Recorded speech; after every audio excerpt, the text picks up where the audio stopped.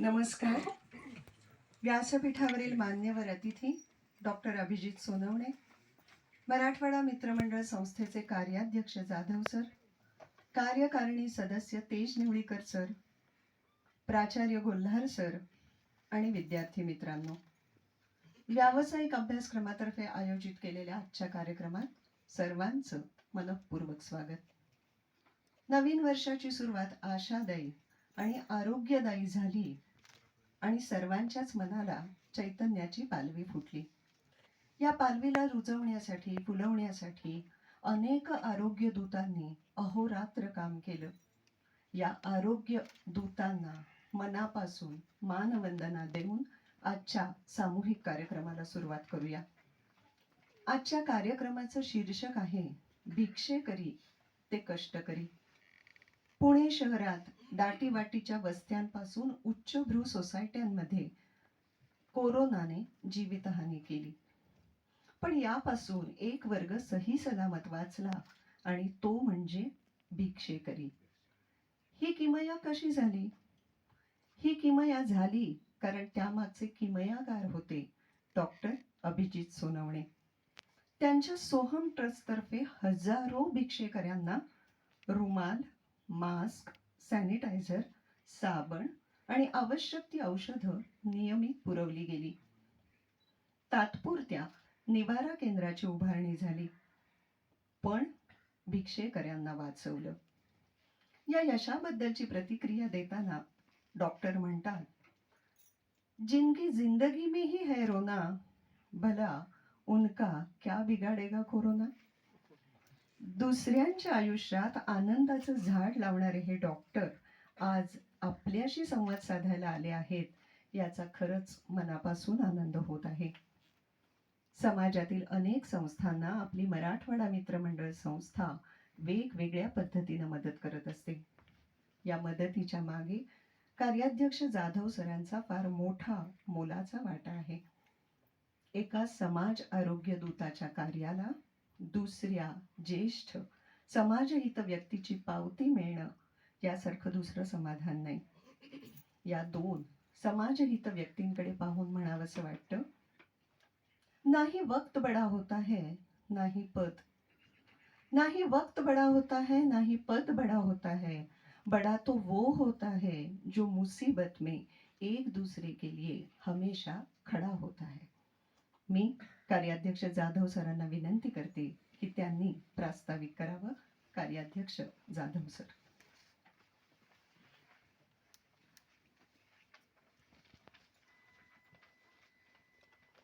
आदरणीय डॉक्टर अभिजित सोनवणे,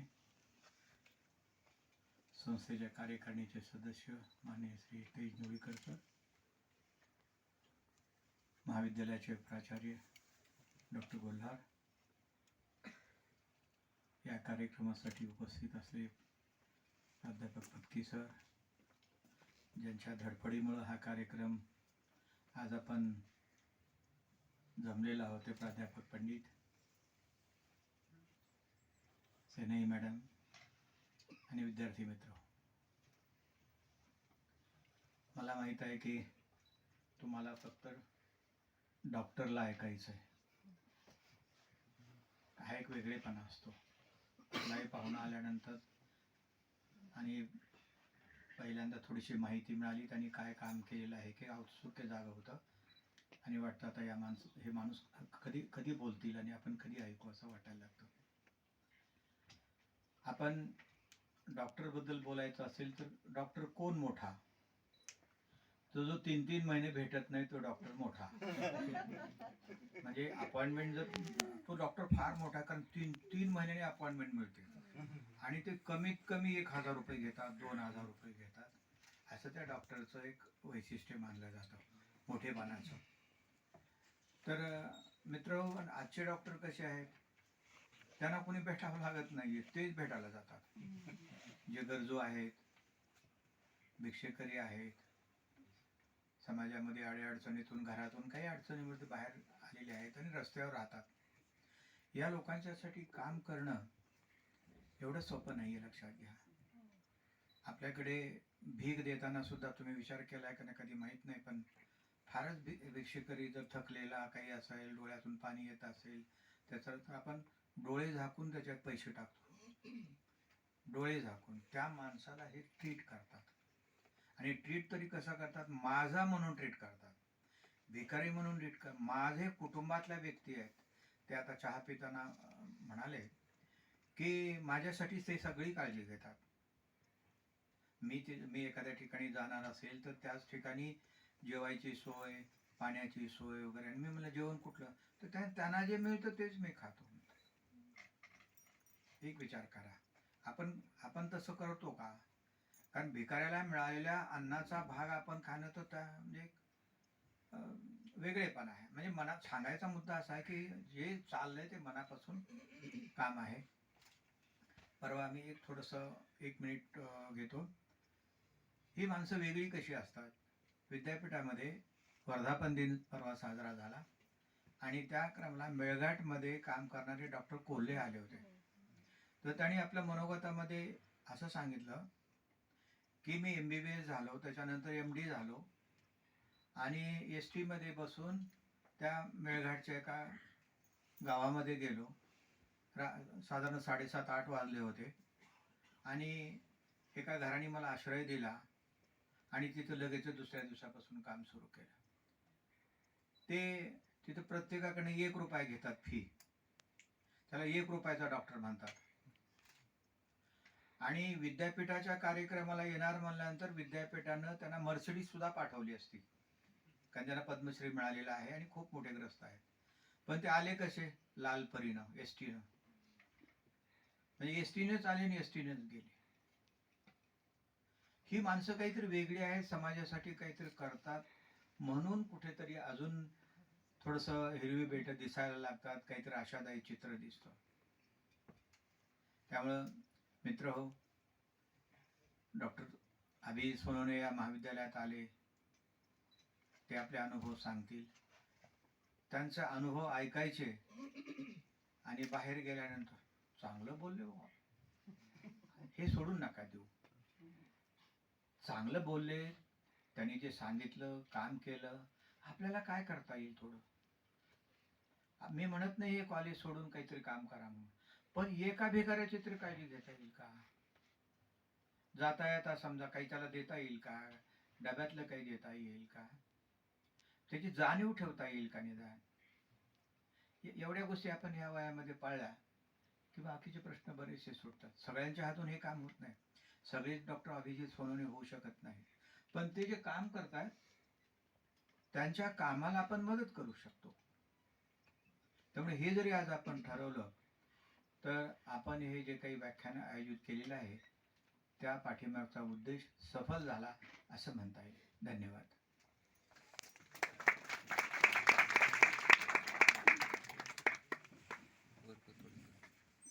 धन्यवाद सर. सोमवारी शंकराची, मंगळवारी देवीची, बुधवारी गणपतीची, गुरुवारी दत्ताची, शुक्रवारी मशिदी, तर शनिवारी मारुतीची मंदिरं भक्तांनी गजबजलेली असतात. भक्त आले की भिक्षेकरीही आले. या भिक्षेकरांच्या गराड्यात पांढऱ्या वेशात मूर्तिमंत माणुसकीचा देवदूत अगदी सहज वावरत असतो आणि तो म्हणजे डॉक्टर अभिजित सोनवणे. मंदिराच्या बाहेर मिळेल ती जागा आणि कोणत्याही डामडौलाशिवाय सुरू असलेला दवाखाना पाहून कल्पनेपलीकडचं चित्र कसं असतं ते आपल्या समोर येतं.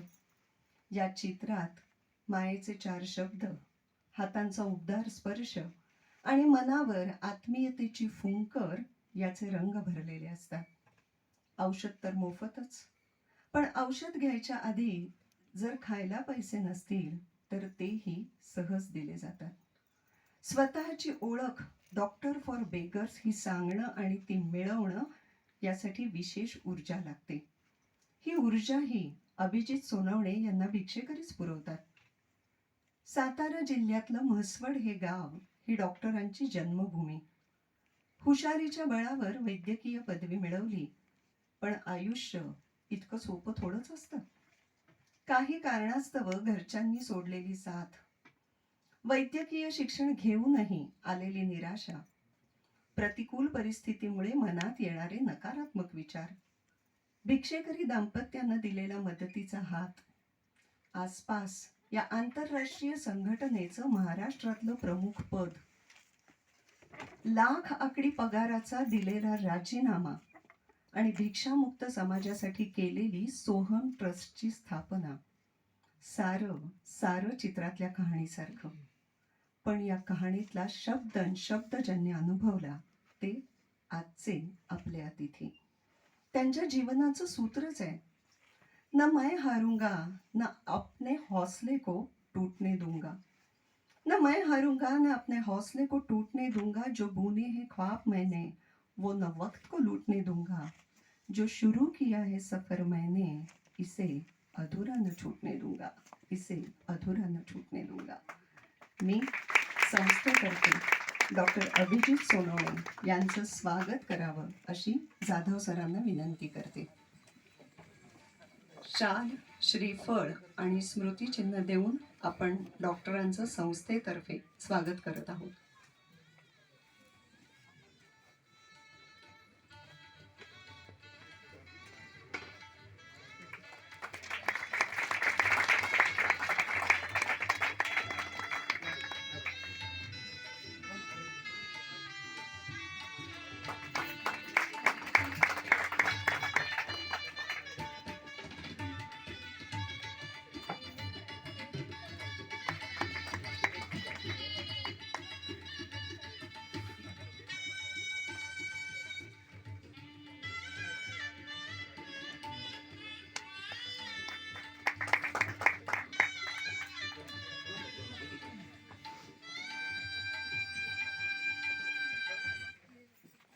यानंतर मी डॉक्टरांना विनंती करते की त्यांनी आपल्याशी संवाद साधावा.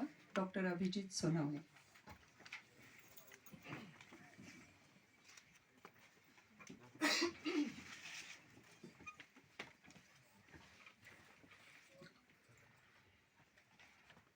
आदरणीय Jadhav sir, Nevalikar sir, Gulhar sir, Patki sir आणि ज्येष्ठ बंधू पंडित सर, तुम्हा सर्वांना प्रणाम. आपण माझ्यासारख्या भिकाऱ्यांच्या डॉक्टरला इथं बोलवलं, हा त्यांचा आणि माझा, आमचा दोघांचाही बहुमान आहे, सन्मान आहे आणि मी मनापासून आपल्याला प्रणाम करतो. क्षमा मॅडम, इतकं सुंदर बोलता तुम्ही, तुमचा आवाज काय म्हणूयात आपण, त्या तुमच्या आवाजात आईची ममता आहे, बहिणीचं प्रेम आहे. खूप छान, खूप छान. मी सरांना खास विचारलं मॅडमचं नाव काय. खूप छान. अशी मंडळी या MMCC ने तयार केली आणि ही मंडळी ही उद्या तयार होणार आहेत, हे या संस्थेचं यश आहे.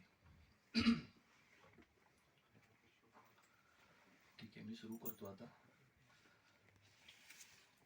अरे का रे भावानी, एवढं का असं आकडून बसलंय? काढा त्या तोंडाचं. काय नव्हतं, काय झालं, मी आहे इथं. काढा का पोरी नव्हते, काढा तोंडाचं. काय उगाच धरून आणलं बसलं.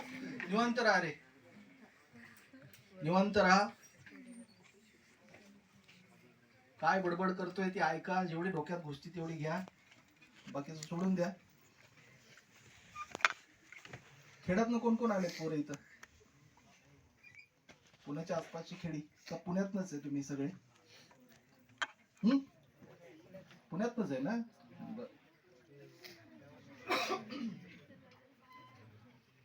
बसा मावशांना.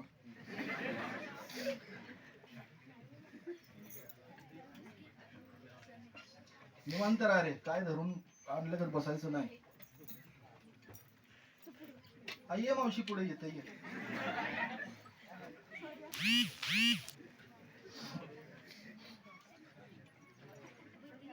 मी जेव्हा शाळेत होतो त्यावेळेला आमच्या सुद्धा समोर असं कोणाला तरी बोलायला व्याख्यानाला बोलवायचे. मी एवढा वांड आणि एवढा काय म्हणूयात आपण विचित्र कार्ट होतो. मी समोरच्याला बोलूच द्यायचो नाही. सरांनी मला आल्यानंतर सांगितलं आमची मुलं खूप छान आहेत, मुली खूप छान आहेत. आणि खरंच तुम्ही खूप छान आहात. मी तसा नव्हतो. जेव्हा मी लहान होतो, शाळेत होतो त्यावेळेला मी असा नव्हतो. आता तुम्ही छान अशा चेअर्स वरती बसल्या. आम्हाला जेव्हा अशी व्याख्यान असायची त्यावेळी ते शाळेचं बाकडं आणि बेंच आणि ते असायचं. मला जर माझ्या म्हणजे असं मी जर बसलो असेल तर मग माझ्या वेळेच्या पोरी वेण्या घालायच्या आणि ती रिबीन असायची. एकीची वेणी दुसरीला, दुसरीची तिसरीला, मागं गाठ मार, असले काहीतरी उद्योग कर. मध्येच उगाच टाळ्या वाजवू गरज नसताना, मध्ये उगाच हसायचं जोर जोरात, मध्ये उगाच खाकरायचं, असले काहीतरी उद्योगधंदे करत होतो मी जेव्हा शाळेत होतो तेव्हा. समोरच्याला बोलूच द्यायचो नाही मी. आमच्या टीचरला गुरुजी म्हणायचो आम्ही त्यांना आणि बाई म्हणायचो. त्या आमचे गुरुजी आणि बाई. मी सातारा जिल्ह्यातलं म्हसवड नावाचं एक छोटंसं खेडेगाव आहे, तिथला मूळचा मी तिथला आहे. सगळे संस्कार ग्रामीणच आहेत त्यामुळं. तर ते गुरुजी आणि बाई, ज्या दिवशी मी शाळेत येणार नाही त्या दिवशी गुरुजी आणि बाई आमचे खूप खुश असायचे. हा बरं झालं नाही आले शाळेमध्ये.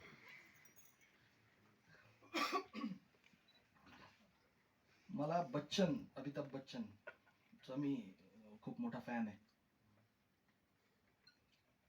आणि मला सांगायला अभिमान वाटतो सर की या कामाने मला बच्चननी मला फोन करून एकदा भेटायला बोलवलेलं करोडपतीच्या सेटवरती, ज्याचा मी इतका मोठा फॅन आहे. मला लहानपणापासून त्याची स्टाईल, त्याचं बोलणं आणि ह्या सगळ्या गोष्टी आवडायच्या. मी लहान होतो तरी त्यावेळेला बच्चनच्या स्टाईल मध्ये बोलायचा प्रयत्न करायचो. शाळा भरल्यानंतर ग्राउंड मध्ये प्रार्थना असायची. प्रार्थनेला आमच्या त्या बाई हातात पट्टी घेऊन, गुरुजी आमच्या हातात पट्टी घेऊन एक लाईन लावायची. अशा म्हणजे मी काय लाईनीत थांबतोय का ते, मध्येच मुद्दाम बाजूला, मध्येच इकडं मध्येच तिकडं.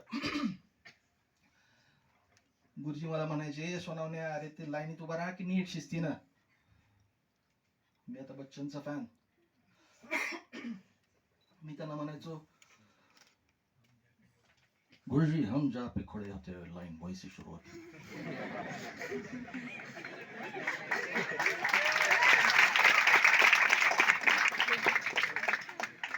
गुरुजी मला असं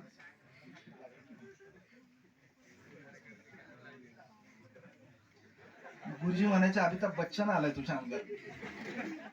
आमचा अमिताभ बच्चन सुजवायचे काठीने. एवढं होऊन तरी गप्प बसावं का नाही मी. एवढं झाल्यावर, एवढा मार खाल्ल्यानंतर अजून एखाद्या बाईला म्हणायचो, बाई मर्द को दर्द नहीं होता. अरे मग अशी काही चंपी व्हायची, 4 जण इकडनं 3 जण इकडनं. तर असं ते शाळेतले दिवस होते सगळे. उन्हाळपणा, शाळेत सुद्धा जायचो, खेड्यात होतो त्याच्यामुळे कुठं नदीला जा, कुठे खेकडे पकड, कुठं काय कर, कुठं कोणाच्या विहिरीत जा. पूर्वी कोंबड्या असायच्या लोकांनी पाळलेल्या, त्यातली एखादी कोंबडी हळूच ढापायची, कुठेतरी घेऊन जायचं माळावरती, कापायची आणि खायची. असले काय नाही ते उद्योग करायचो लहानपणी. पुन्हा नंतर माझे वडील डॉक्टर आहेत, सरकारी अधिकारी होते, बदली झाली, वडिलांची साताऱ्याला आलो. आणि पुढचं आयुष्य वेगवेगळ्या गोष्टी घडल्या, ते मी पुढच्या टप्प्यात सांगेन. माझं नाव डॉक्टर अभिजित सोनावणे. लोक मला भिकाऱ्यांचा डॉक्टर असं म्हणतात. त्याचंच इंग्लिशमध्ये ट्रान्सलेशन होतं डॉक्टर फॉर बेगर्स. तुम्ही ऐकलं असेल डॉक्टरांचे वेगवेगळ्या डिग्र्या असतात. कोणी MD, अमुक तमुक तमुक तमुक, बऱ्याच काही डिग्र्या आहेत. सुपर स्पेशालिटी असते. ही मी मला स्वतःला लावून घेतलेली एक डिग्री आहे, डॉक्टर फॉर बेगर्स, भिकाऱ्यांचा डॉक्टर. याच्यामध्ये ती लोक जिथं असतात तिथं मी जातो, खातो, पितो, उठतो, बसतो आणि त्यांना वैद्यकीय सेवा देतो रस्त्यावरतीच. कुठल्याही 4 भिंतीच्या आत माझं काम चालत नाही. जिथं संडास आहे, उकिरड आहे, घाण आहे, तिथे ही लोक बसलेली असतात आणि ह्या लोकांमध्ये मी सुद्धा असतो दिवसभर, सोमवार ते शनिवार. या लोकांना तिथे त्यांच्यात बसून त्यांना वैद्यकीय सेवा देतोय. वैद्यकीय सेवा देता देता त्यांचं पुनर्वसन करतोय की भीक कशाला मागताय, बसून भीक मागताय तर बसून काहीतरी काम करा. त्यांची जी मुलं बाळ आहेत, जी भीक मागतायत किंवा मागतील कधीतरी नंतर पुढे, अशा मुलांना आपण घेऊन शाळेमध्ये दाखल करतोय किंवा त्यांना त्यांच्या एज्युकेशनसाठीचा जो काही खर्च आहे तो सगळा करतोय. रस्त्यात पडलेली काही माणसं असतात, तुम्ही बघत असाल जाता येता फुटपाथवरती गलिच्छ अवतारात अशी झोपलेली असतात, वेडसर माणसं असतात. अशांना जाऊन त्यांच्याबरोबर एक नातं तयार करून त्यांना आंघोळी पांघोळी घालून त्यांना छान कपडे देऊन त्यांची कुठेतरी एखाद्या वृद्धाश्रमामध्ये सोय करतो. आणि ते जोपर्यंत जिवंत आहेत तोपर्यंत त्यांचा शारीरिक, आर्थिक, मानसिक जे काही खर्च असेल हा सगळा आपण तो उचलतोय.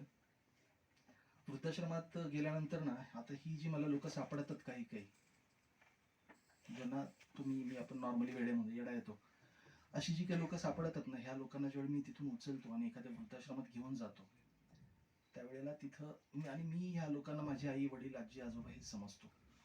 तर मी ज्यावेळी वृद्धाश्रमात घेऊन जातो या लोकांना त्यावेळेला वृद्धाश्रमात एक फॉर्म भरायचा असतो. ज्या व्यक्तीला तुम्ही घेऊन आला त्या व्यक्तीचं नाव काय. आता नाव त्यांनाही माहित नसतं, म्हणजे सांगता येत नाही, माहित नसतं, मलाही माहित नसतं. फॉर्म भरताना खूप पंचायत व्हायची. मग नंतर आयडिया केली. मला एखादा जर पुरुष व्यक्ती जर सापडली तर मग मी त्याला एकतर देवाचं किंवा संताचं नाव द्यायचो, मला आवडतं म्हणून. कुणाला विठ्ठल, कुणाला नामदेव, कुणाला तुकाराम, काही. कुठली जर महिला सापडली तर मग तिला देवीचं किंवा नदीचं नाव द्यायचो. गंगाबाई, गोदाबाई, पार्वतीबाई अशी नावं द्यायचो. पुन्हा नाव लिहिलं की खाली एक कॉलम असतो, आडनाव काय. आता मला कळायचं नाही, यार यांना नाव तर मी दिलंय, आता आडनाव काय लिहू. सुरुवातीला गोंधळ व्हायचं, का आडनाव काय लिहायचं, आधी काही खोटं लिहायचं. पण नंतर वाटलं की यार मी जर हिला माझी आई समजतो, याला जर बाप समजतो, याला जर आजी समजतो, याला जर आजोबा समजतो, तर ह्यांची आडनावं काय असणार आहेत. ह्यांची आडनावं सुद्धा सोनावणीच असणार आहेत. आणि म्हणून मग वृद्धाश्रमामध्ये मला जे आवडेल ते मी नाव त्यांना देतो आणि आडनाव माझं लावतो. जेव्हा ही माणसं जातात त्यावेळेला मला फोन येतो, डॉक्टर तुमचे वडील वारले. कारण नातं बापाचं आईचं लावलेलं असतं. मला वृद्धाश्रमात डॉक्टर तुमची आई वारली. मी फोन घेतो, माझ्या आईला फोन लावतो, तिने हॅलो म्हटलं की म्हणतो ठीक आहे, घरातली आहे, बाहेरची गेली. डॉक्टर तुमचे वडील गेले. आता त्यांना माहित नसतं ना, डॉक्टर नोंद तशीच असते वृद्धाश्रमात, डॉक्टर अभिजित सोनवणे यांचे वडील. असं आपल्या घरात बारशी होतात. लहान त्या जन्मलेल्या बाळाचं बारसं होतं. मोठी माणसं त्या बाळाला नाव ठेवतात. आमच्याकडे उलट चालतं. आमच्याकडे जी बारशी होतात ही म्हाताऱ्या माणसांची होतात. पोराचं नाव बाप ठेवतो जनरली, आई ठेवते, आजी कोणीतरी ठेवत असेल, मोठी माणसं ठेवतात. आमच्याकडे उलट होतं, बापाचं नाव पोरगं ठेवतोय, आजी आजोबाचं नाव नातू ठेवतोय. हे योग्य अयोग्य मला माहित नाही, परंतु हे असं सुरू आहे. एनिवे, मी मित्रांनो आज जे बोलतोय, डॉक्टर फॉर बेगर्स असं तुम्ही कुठेही गुगलला कशातही सर्च केलं तर माझं सगळं अख्ख्या खानदानाचं सगळं तुम्हाला मिळून जाईल तिथं. ते आता काही फार मी बोलत नाही. आज जे मी बोलतोय तुमच्या पुढे हे कधीही कुठं बोललेलो नाही. सरांनी तेच सांगितलं, मी आज जे बोलतोय इथं आता ते मी याच्या आधी कुठेही डिस्क्लोज केलेलं नाही, बोललो नाही व्यासपीठावरनं अशा एवढ्या मोठ्या मंडळींच्या समोर. पण मी मुद्दाम बोलणार आहे.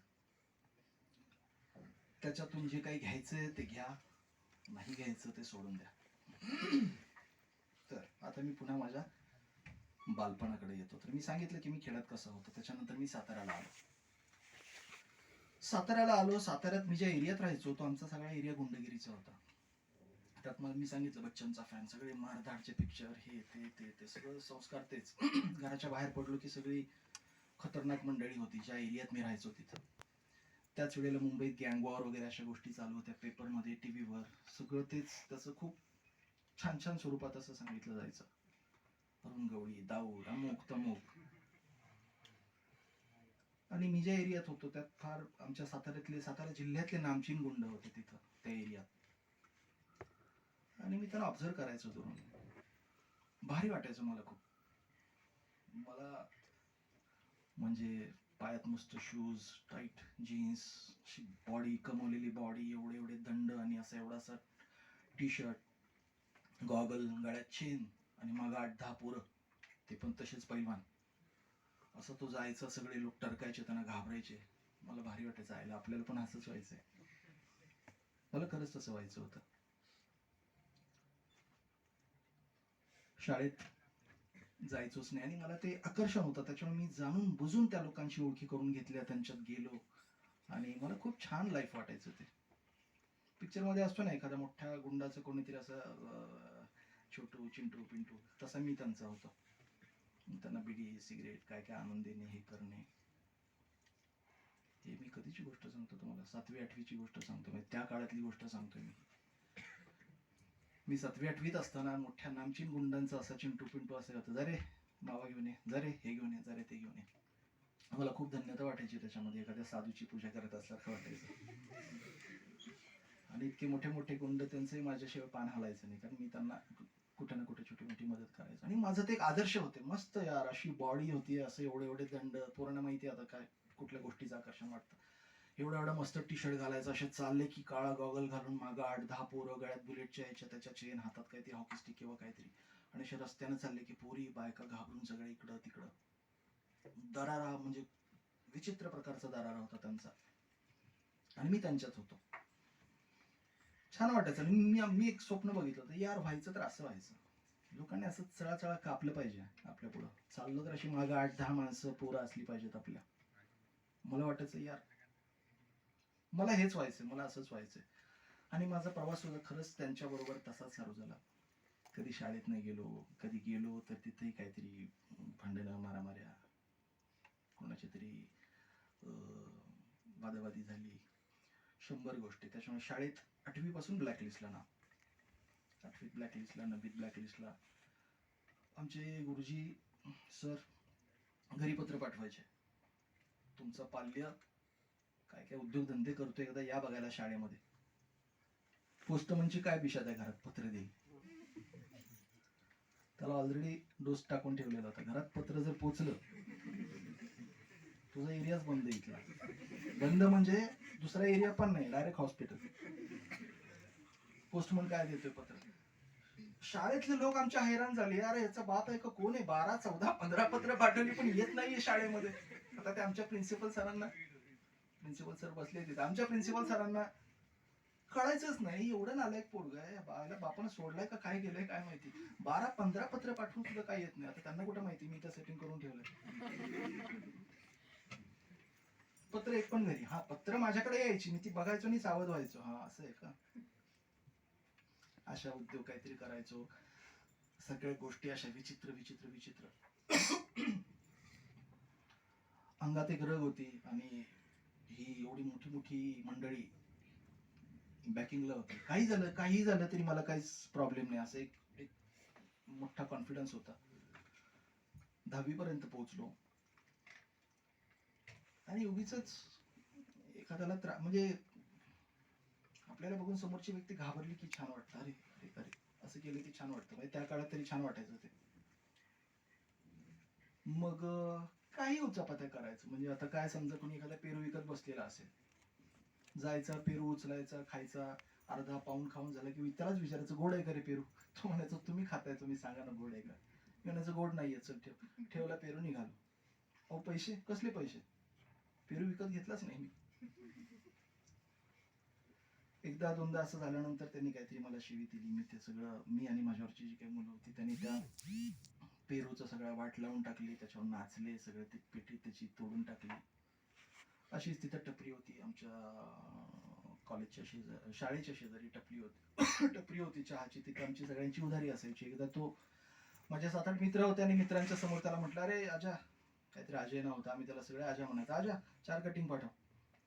तो तिथून म्हटला आधीची उधारी दे. म्हटलं अरे देतो ना, आत्ता 4 कटिंग पाठव. म्हटलं काय तुझ्या बापाचं आहे का टपरी. आता माझ्या मित्रांसमोर माझा एवढा मोठा अपमान झाला, पण मी एवढा हे होतो. ते आम्ही 4-6 मित्र जे काही होतं, त्याची पार टपरीच्या पार चिंध्या केल्या पोरांनी. त्याचं सगळं ते स्टोव आणि अमुक डमुक जे काय होतं सगळी वाट लावून टाकली त्याची. आणि त्याला सांगितलं परत उद्यापासून इथं टपरी लावायची नाही. त्याच्यानंतर तो पुन्हा कधीही खरंच दिसला नाही तिथं. आयुष्य ते हवा करायचो सगळीकडे, अशा अशा पद्धतीने अजूनही बऱ्याच काही काही गोष्टी करायचो. छान वाटायचं हे सगळं करताना, मस्त वाटायचं. इकडे पिक्चर बघायचं, आणि ती पिक्चरची स्टाईल इकडे ओरिजिनल खरोखर काही करता येते का आपल्याला ते बघायचं. असं सगळं मस्त मस्त मस्त लाईफ चाललं होतं. 10वीची परीक्षा आली, हॉल तिकीट असतं. आमच्या प्रिन्सिपलनी सांगितलं की तुमचं हॉल तिकीट साहेब आम्ही अडवलेलं आहे, तुम्हाला परीक्षेला नाही आम्ही बसू देत आहे. शेवटी वडिलांना आणल्याशिवाय मला ते हॉल तिकीट दिलं नाही. आता वडिलांनी काय हाल केले असतील माझे विचार करा तुम्ही, कारण आतापर्यंत सगळं त्यांना एकाच दिवसात कळलं होतं, म्हणजे कधी माहित नव्हतं. परीक्षेला बसू दिलं. बरं परीक्षेला बसून तरी काय, 4 विषयात नापास 10वीला. पुन्हा वडिलांनी असे हाल केले माझे की काय सांगू तुम्हाला. पण मला काही फरक नव्हता पडत. माझ्या आयुष्यात कुठलंही काही ध्येय नव्हतं, मला काही करायचं नव्हतं, मला काही शिकायचं पण नव्हतं. मला हेच लाईफ मस्त वाटत होतं, मला हेच लाईफ एन्जॉय करायचं होतं, मला तसंच बनायचं होतं. तो जो भाई होता तसंच मला भाई बनायचं होतं. 10वी मी फेल झालो, 3-4 विषय गेले. चालू होतं सगळं ह्याच बाराभानगडी, माझ्यात काही फरक पडला नाही. एक दिवस मात्र असा आला की त्याच्यामुळे माझ्या आयुष्याला थोडीशी कलाटणी मिळाली. जो हा भाई होता त्याच्या त्या अत्याचाराला लोक इतके कंटाळले होते, आणि जेव्हा हा अत्याचार आणि अन्याय ज्यावेळी जास्त अति व्हायला लागतो ना, त्यावेळी लोक भडकतात. एकदा काहीतरी अशी घटना घडली, एकदा काहीतरी असं झालं की त्या भाईला, ज्याला आम्ही भाई म्हणायचो, त्या भाईला बायकांनी, मुलांनी, मुलींनी, माणसांनी चप्पलनी मारलं रोडवरती. कपडे फाटेपर्यंत मारलं, पॅन्ट फाटेपर्यंत मारलं. त्यानं बऱ्याच काही गोष्टी केल्या होत्या. आणि तो त्याच्यासारखा एवढा तो मोठा भाई गुडघ्यावरती असा टेकून हात जोडून तिथल्या बायकांना आणि मुलींना विनंती करत होता, अरे नका मारू मला, अरे नका मारू मला, अरे नका मारू. मी त्या भाईला कसा बघितला होता, आणि आज तोच भाई इथं रस्त्यावरती याचना करत होता, मला नका मारू. त्याच्या अंगावर कपडेच उरले नाहीत, त्याच्या लोकांनी असे फाडून टाकलेले सगळे. फक्त लाज राखण्यापुरती ते सुद्धा बायका होत्या म्हणून त्यांनी त्या कपड्यांना हात नाही लावला. इतका विचित्र पद्धतीने त्याला मारला. माझ्या समोर जी एक भाईची प्रतिमा होती, त्या भाईला आज मी फर्स्ट टाइम असं गुडघ्यावरती टेकून याचना करत असलेलं बघितलं. पोलीस आले, पोलिसांनी केस केले आणि वगैरे नंतर, आणि पुढे त्याला जन्मठेप झाली. मी त्या भाईमध्ये मला स्वतःला बघत होतो की मला असं व्हायचंय. पण त्या पॉइंटला असं वाटलं, यार केवढा मोठा होता हा भाई, आज पोरींनी, बायकांनी चपलीनं मारलं त्याला. मोठ्या मोठ्यांची धाडच व्हायची नाही त्याच्या समोर जायची. उद्या मी जर असं झालो, माझी सुद्धा अवस्था अशीच होऊ शकते. पोरींच्या, बायकांच्या हातनं असं चपलीनं मार खायला जन्माला आलोय का आपण? बरं, त्याची भाईगिरी संपली, जन्मठेप झाली त्याला. उद्या आपल्याला असं काही झालं तर? ह्या सगळ्या गोष्टींचा विचार मी प्रत्यक्ष बघितलं होतं. तो कसा याचना करत होता, नका रे मारू, नका मारू, नका मारू. लोकांनी पार त्याला उघडं आणि नागडं केलं होतं, एवढ्या मोठ्या त्या भाईला. मला असं वाटलं, यार मला असं व्हायचंय, पण मग मी असं झालो तर हे असं पण होऊ शकतं. आणि काय माहिती, ते माझ्या दूर ढकललं मी तो विचार आणि या सगळ्या गोष्टी ऑटोमॅटिकली. त्याच काळात माझ्या वाचनात एक गाडगेबाबांचं पुस्तक आलं होतं. माहितीयेत गाडगेबाबांना तुम्हाला? गाडगेबाबा म्हटल्यानंतर काय तुमच्या डोळ्यासमोर आलं असेल ते बघा. फाटकी कपडे घालायला, पायात खाली चप्पल नाही, हातात एक कटोरा, कपडे सुद्धा ते चिंध्यांची, वाकळ एखादी अंगावर. लोक चालले की त्या माणसाला नमस्कार करायचे, लोक आले की लोक लोटांगण घालून प्रणाम करायचे, साष्टांग नमस्कार करायचे. मला वाटायचं, यार जो भाई होता, जो गळ्यात सोन्याची चेन, टी शर्ट, असली बॉडी खतरनाक, इतका स्मार्ट, हँडसम, गोरा गोरा पान, काळे शूज, रव्यांचा गॉगल, आणि मग 8-10 पोरं गुंड, आणि केवढी ती दहशत. ते रूप दिसायला किती छान होतं, परंतु त्या इतक्या छान रूपाला सुद्धा लोकांनी चपलीनं मारलं. आणि जे हे गाडगेबाबांचं रूप आहे, त्याला ना रूप ना रंग ना काही, परंतु लोक त्या व्यक्तिमत्वाच्या मात्र पाया पडतात. कुठली चेन नाही का, काही नाही का, काही नाही, घालायला पायात चप्पल नाही, अंगावर सगळ्या चिंध्यांचे कपडे. ज्याला मी हिरो समजतो, तो हिरो नाहीये. खरा हिरो इथे आहे, हा गाडगेबाबा. त्याच्याकडे काहीच नाहीये, ना रूप आहे, ना रंग आहे, ना काय आहे, ना गॉगल आहे, ना काही आहे, तरी सुद्धा लोक त्याच्या पाया पडतात, आणि याला लोक चपलीने मारतात. आपण कुठं चाललोय? आपण ह्याच्या मागे जायचं, ह्या हिरोच्या मागे, की ह्या खरोखरच्या हिरोच्या मागे जायचं? असं वाटायला लागलं. मी अजून गोनी दांडेकरांची पुस्तकं गाडगेबाबांवरती आहेत. ती पुस्तकं, आणखीन बरीच पुस्तकं वाचली. कुठंतरी रुतत गेलं ते आतमध्ये. मला असली कधी सवय नव्हती, पण घडलं ते चुकून, आणि विचारांमध्ये फरक पडत गेला, आणि मी कम्प्लिटली त्या ह्याच्यात, कम्प्लिटली नाही परंतु खूप मी मागालो ह्या सगळ्या गोष्टींपासून. आणि आतापर्यंत आयुष्यात केलेल्या चुका ज्या काही आहेत, त्या सगळ्या चुका, खूप चुका केल्या, त्याची जाणीव झाली आपल्याला. मी यानंतर अभ्यास केला. 10वी पहिल्या अटेम्प्टला तर फेल झालो होतो. 10वीत मी जीव तोडून अभ्यास केला. 10वीला मला चांगले मार्क मिळाले, आणि इतका मी सांगितलं, मी तर काहीच नाही अजून सांगितलं की नाठाळ होतो मी. परंतु त्याच मुलाला 10वी मध्ये सगळ्या विषयात तर उत्तम मार्क मिळालेच मला, परंतु गणित या विषयामध्ये मी संपूर्ण सातारा जिल्ह्यामध्ये दुसरा आलो. जो एका अटेम्प्ट मध्ये नापास होतो, 2 टोकं होती. जो एका अटेम्प्ट मध्ये ज्याला 3-4 विषय गेले ते तो दुसऱ्या अटेम्प्टला 6 महिन्यानंतर परीक्षा असते ती, तर दुसऱ्याच अटेम्प्टला तोच विद्यार्थी, तोच मुलगा उत्तम मार्कांनी पास झाला आणि एका विषयात पहिला आला. फरक फक्त दृष्टिकोनाचा असतो, फरक फक्त काही पर्सनॅलिटी आणि कॅरेक्टर. मग अशी मी जे माझ्या त्या गुंडाचं उदाहरण सांगितलं, भाईचं उदाहरण सांगितलं, ती पर्सनॅलिटी होती त्याची. तर पर्सनॅलिटीला मी भाळलो. गाडगे बाबा जे होते, गाडगे बाबांकडे पर्सनॅलिटी नव्हती, परंतु गाडगे बाबांकडे कॅरेक्टर होतं. पर्सनॅलिटी आणि कॅरेक्टर मध्ये खूप फरक आहे. कायम लक्षात ठेव, पर्सनॅलिटी आणि कॅरेक्टर मध्ये खूप फरक आहे. पर्सनॅलिटी म्हणजे काय? सगळे लोक माझ्याकडे बघत असताना मी जसा वागतो, दिसतो, बोलतो, चालतो, त्याला म्हणतात पर्सनॅलिटी. परंतु आपल्याकडे कुणीच बघत नसताना आपण जे वागतो, बोलतो आणि करतो त्याला म्हणतात कॅरेक्टर. फरक येतोय लक्षात? लोक बघत असताना आपण चांगले शूज, पॅन्ट, शर्ट घालतो, हे करतो, ते करतो. लोकांनी चांगलं म्हणावं त्याच्यासाठी जे काही आपण करतो ती पर्सनॅलिटी. पण लोकांनी काही म्हणू का ना म्हणू, लोक काहीही बघत नसताना आपण जे करतो ते कॅरेक्टर. माझ्या त्या भाईकडे पर्सनॅलिटी होती आणि कॅरेक्टर नव्हतं. गाडगे बाबांकडे पर्सनॅलिटी नव्हती, परंतु कॅरेक्टर होतं. आणि मी जेव्हा मला फरक कळला की पर्सनॅलिटी आणि कॅरेक्टर म्हणजे काय आणि कशाच्या मागे धावायचं आपल्याला, तर मी त्या गाडगे बाबांच्या कॅरेक्टरच्या मागे लागलो, वाचत गेलो त्यांना. हळूहळू माझ्यात सुद्धा फरक पडला. 11वीला चांगला अभ्यास केला, 12वीला चांगला अभ्यास केला, मला मेडिकलला ऍडमिशन मिळालं. मेडिकलला ऍडमिशन मिळालं. आता मेडिकलला जरी ऍडमिशन मिळालेलं असलं तरी माझं बेसिक सगळं खरं तर कच्चं होतं. आपल्याकडची शिक्षण पद्धती जी आहे, तुम्ही खूप छान आहे की 12वी नंतर लगेच तुम्हाला कुठेतरी जॉब किंवा हे असेल, परंतु आपल्याकडची शिक्षण पद्धती मला सांगायला वाईट वाटतं की फक्त प्रश्न आणि उत्तर याच्यावरती पोराला किती अक्कल आले त्या आणि किती त्याला कळतंय ह्याच्याकडे कोणाचं लक्ष नसतं. तुमचं ट्रेनिंग तसं नाही, तुमचे कोर्सेस तसे नाहीत. ऍक्च्युअल तुम्ही जे सुटल्यावर बाहेर करणार आहे ते तिथे करताय. आमचं तसं नसतं. पुस्तकात वाचलेलं वेगळं असतं आणि ऍक्च्युअल पेशंट बघताना ते वेगळंच असतं. तर ह्याने हे सगळं जे काही आहे पुस्तकातलं, हे फक्त शिवाजी महाराजांचा जन्म किती साली झाला आणि तानाजीने सिंहगडावर चढाई कधी केली आणि आपण ते समजून घेऊन नाही त्याची उत्तरं देत, फक्त सनावळ्या पाठ करतो किंवा फक्त नुसतं पेपरात विचारतील म्हणून आपण तेवढं पाठ करतो. अर्थात मीही पास होण्यासाठी तसाच अभ्यास केला होता. 11वी 12वी मला मार्क पण चांगले मिळाले. मेडिकलला गेलो. मेडिकल कॉलेजला आल्यानंतर मात्र सगळं हायफाय वातावरण होतं. तर मी खेळातला येडा, म्हणजे माझी अशी अवस्था होती, खेळातनं आलंय येडा भाज्याला म्हणते पेड, अशी माझी अवस्था. मी कॉलेजला गेल्यानंतर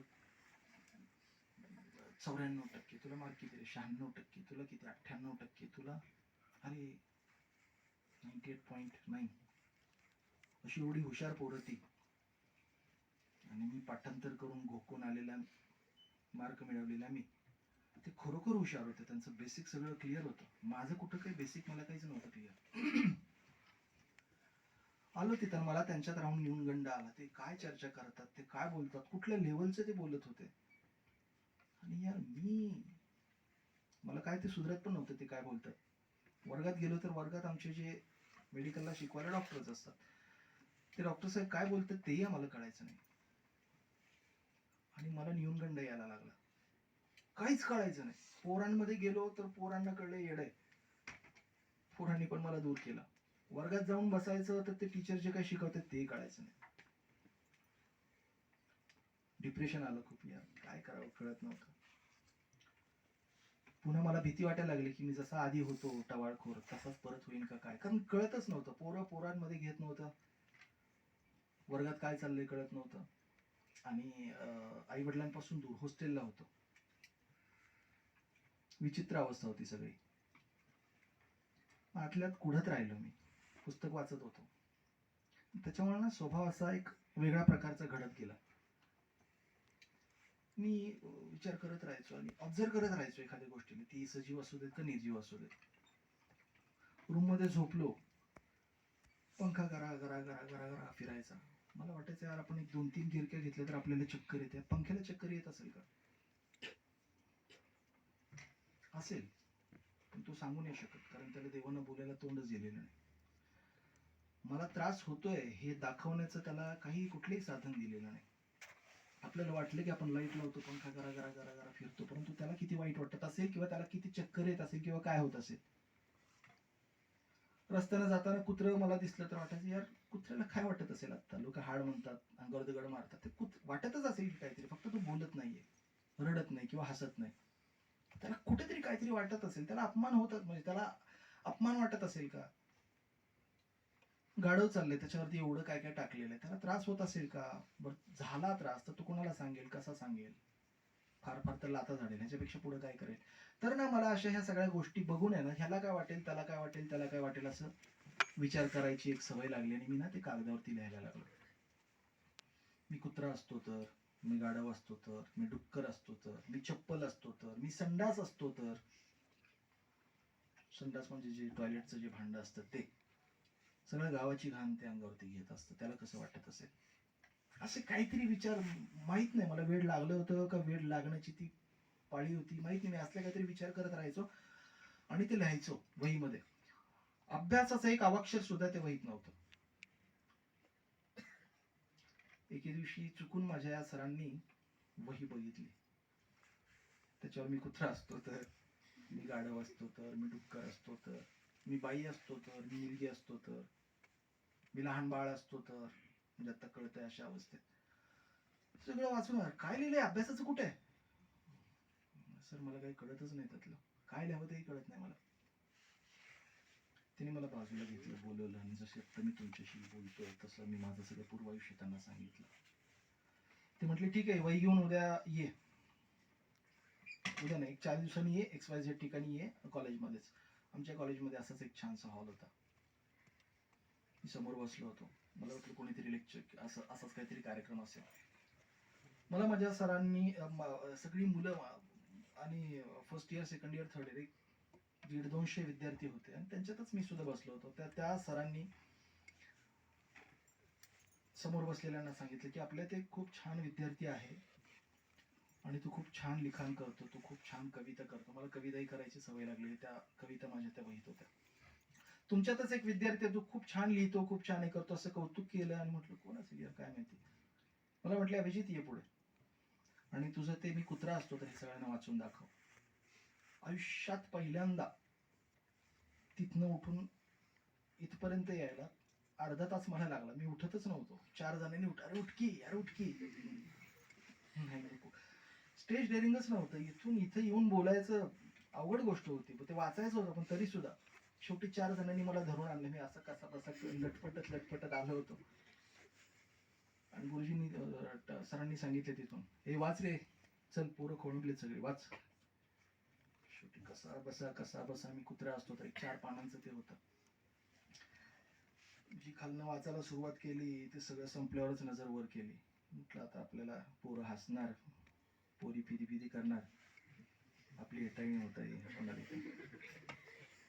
मी जेव्हा नजर वर केली त्यावेळी माझ्या सरांकडे बघितलं. सगळे सर रुमाल काढून डोळे पुसत होते. सगळी पोरी खास करून ओढणीने डोळे पुसत होत्या. मी त्या कुत्र्याला काय वाटत असेल, कुत्रा हा माणूस झाला किंवा माणूस हा कुत्रा झाला तर काय वाटेल, कसं होईल, काय, ह्या सगळ्या गोष्टी अशा लिहिल्या होत्या. ज्या गोष्टींचा कोणी विचार करणार नाही अशा त्या काही गोष्टी आल्या होत्या त्याच्यामध्ये. आणि संपूर्ण हॉल स्तब्ध झाला होता. माझे टीचर्स रडत होते ते सगळं ऐकून. मी जेव्हा खालनाची नजर वर केली तेव्हा मला वाटलं की आता पोरं पण नाही. एक मिनिटभर मी नुसतं असं बघत होतो आणि पोरींना आणि माझ्या टीचर्सना काय करावं हे सुधरत नव्हतं. शेवटी जेव्हा सुधारलं त्यावेळेस सगळेजण उठले. माझे टीचर पहिल्यांदा उठले आणि त्यांनी पहिल्यांदा जोरात उठून टाळ्या वाजवल्या. आयुष्यात मला मिळालेले पहिलं स्टँडिंग ओवेशन. लोकांनी उठून टाळ्या वाजवायच्या. मी ज्या वेळेला शाळेत आणि कॉलेजात होतो त्यावेळी माझं आडनाव सोनावणे होतं. मी सोन्या नावाने फेमस होतो. तर हा आणि सोन्या म्हणजे चांगल्या अर्थाने नाही, नालायक नीच माणूस म्हणून फेमस होतो. तर मी रस्त्याने चाललो की 4 पोरं 4 पोरी बाजूला व्हायच्या. टरकायच्या. आणि आज तीच मुलं, तेच विद्यार्थी कॉलेजमध्ये जे मुलं मला त्यांच्यामध्ये घेत नव्हती, ती मुलं आज उठून टाळ्या वाजवतात. ज्यांचे 97, 98, 99% मार्क होते आणि मार्काने मी त्यांच्यापेक्षा कमी जरी होतो तरी सुद्धा माझ्या अंगातला जो काही कलागुण होता, त्या कलागुणाला सगळ्या लोकांनी उठून टाळ्या वाजवल्या. आयुष्यात मला मिळालेलं पहिलं ते स्टँडिंग ओवेशन. आणि मला खूप छान वाटलं की यार, मी पण बोलू शकतो, मी पण बसलेल्याला उठवू शकतो. आणि आयुष्यात अशा गोष्टी तिथून सुरुवात झाली. मग कविता, मग हे लेखन करून काहीतरी असे वक्तृत्व स्पर्धा किंवा आणखीन वेगवेगळ्या गोष्टी. मी किशोर कुमारचे फॅन आहे. किशोर कुमारच्या आवाजातली गाणी गाणे. अभ्यास सोडून ह्या बाकीच्या ज्या काही गोष्टी असतात कलात्मक, ह्या गोष्टींमध्ये मी खूप पुढे चाललो. अभ्यासाच्या नावानं बोंबच होती खरं तर. आणि हा सगळ्या सेन्सिटिव्हली सगळ्या गोष्टींचा विचार करताना असं वाटायला लागलं, पूर्वी लोक आपल्याला बघून घाबरत होते किंवा दत्ता आमच्या भाईला बघून घाबरत होते, परंतु आपल्याला बघून कोणाला भीती वाटण्यापेक्षा आपल्याला बघून कोणाला तरी आधार वाटणं हे जास्त महत्वाचं असतं. दिसलं की अरे बाबा हे आलं का, असं वाटण्यापेक्षा दिसला की अरे वा बरं झालं तू आलास, ही भावना खूप महत्वाची असते. एखाद्याच्या अंगावरचं काढण्यापेक्षा एखाद्याच्या अंगावर टाकायला जास्त धाडस लागतं. एखादा उभा असलेल्या माणसाला ढकललं, त्या ढकलण्याला फार अक्कल लागत नाही, फार ताकद पण लागत नाही. पडलेल्याला उचलून बघा किती ताकद लागते. ढकलायला अक्कल लागत नाही, ढकलायला ताकद पण लागत नाही. पडलेल्याला उचलायला जास्त अक्कल लागते आणि ताकद लागते. गळ्यात बुलेटची चेन टाकायला काहीच अक्कल लागत नाही, पण गळ्यात स्टेथोस्कोप टाकायला खूप मोठी अक्कल लागते. कुणी उठलं की सुटला बुलेटची चेन टाकू शकतो, पण कुणी उठलं की सुटला गळ्यात कुणी स्टेथोस्कोप नाही टाकू शकत. त्याला फार मोठी मेहनत आणि परिश्रम आहे. ह्या गोष्टींचे संस्कार हळूहळू हळूहळू हळू होत गेले त्या मेडिकल कॉलेजमध्ये. मी कथा, कविता, गाणी, लिखाण, अमुक तमुक खूप माझं नाव कॉलेजात फेमस झालो मी. आता सोन्या चांगल्या अर्थाने म्हणायला लागले, आमचा सोन्या, आमचा सोन्या. अभ्यासाच्या नावाने बोम. आमच्या 6 महिन्यांच्या 3 टर्म्स असतात आमच्या, आणि 6 असं 1.5 वर्षाचं आमचं 1 वर्ष असतं, अशी 3 वर्ष असतात. तर पहिले 6-7 महिने तरी ह्याच्यातच गेले. आता मला भीती वाटायला लागली, आपल्याला येत तर काहीच नाहीये, पास होणार का नापास. ज्या गुरुजींनी मला ते वाचायला लावलेलं, मी परत त्यांच्याकडे गेलो, म्हटलं सर अहो काय मला कळतच नाही काय, तर सर मला अभ्यास करायचा पण मला कळतच नाही, काय इंग्लिश मध्ये चाललंय मला कळतच नाही, म्हणजे बेसिकच माझं कच्चं आहे सर. ठीक आहे बघूयात आपण. एके दिवशी काय झालं, आता मी ज्या मेडिकल कॉलेजला होतो, मेडिकल कॉलेज होतं, तिथून देशभरातले विद्यार्थी आले होते. माझ्या वर्गात ना 6 जम्मू काश्मीरच्या मुली होत्या, खूप छान दिसायला अशा. अख्खं कॉलेज त्यांच्या मागे. आणि ह्या 6 जणींचा हा जो ग्रुप होता अजिबात फुटायच्या नाही. 6च्या 6 जिकडं कुठं जातील 6च्या 6 जणी एकत्र, आणि ह्या जिकडं जातील तिकडं अख्खं कॉलेज त्यांच्या मागे. कुणाशीही बोलायच्या नाहीत, कुणालाही भाव द्यायच्या नाहीत. त्या टीचर सोडले तर त्या कुणाशीही बोलायच्या नाहीत. मी जे सर सांगतो माझे, आता सरांचं नाव आहे अजनाळकर नावाचे सर, डॉक्टर होते, डॉक्टर अजनाळकर म्हणून होते, ज्यांनी मला ते कुत्र्याचं वाचायला लावलं किंवा हे, यांनी लोकांपुढे सांगायचे अरे हा खूप छान गातो. मग मी आपलं गाणी म्हणायचो, काय ते तोडकी मोडकी काहीतरी, पुढे टाळ्या वाजवायची. असं करत मला त्यांनी गायक म्हणून पुढे आणलं. अरे खूप छान हा कविता करतो. काही येत नसायचं तरी आपलं काहीतरी कविता करून ऐकायचं. तर त्या सरांचं नाव अजनाळकर. आणि आता ह्या मुली, ह्यांच्याशी बोलणं, मी तर काय कधी नादीच लागायचो नाही. आपण येड्यात खेड्यातली गेली, ती एवढ्या मोठ्या मोठ्या पोरांना जे भाव देत नाही ते आपल्याला काय भाव देणार आहेत. त्या आल्या की मी आपल्या इकडनं जायचो, त्या तिकडनं आल्या की मी इकडनं जायचो. आणि एके दिवशी काय झालं, त्या तिकडनं येत होत्या, मी आता खरंच वाट बघून इकडनं चाललो, तर त्यांनी वाट बदलून तिकडून आल्या त्या माझ्या समोर. मला म्हटलं हाय अभि.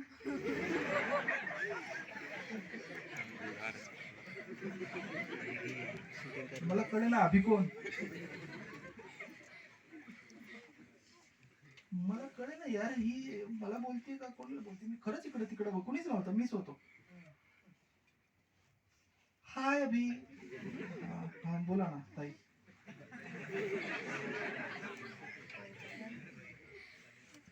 अरे हमें ना एक ना ये एक डिफिकल्टी आई है, और अजनालकर सर ने बोला कि क्लास में सबसे क्लेवर तुम ही हो, तो प्लीज ये डिफिकल्टी बताओगे. अरे मला कुठे काय याची डिफिकल्टी.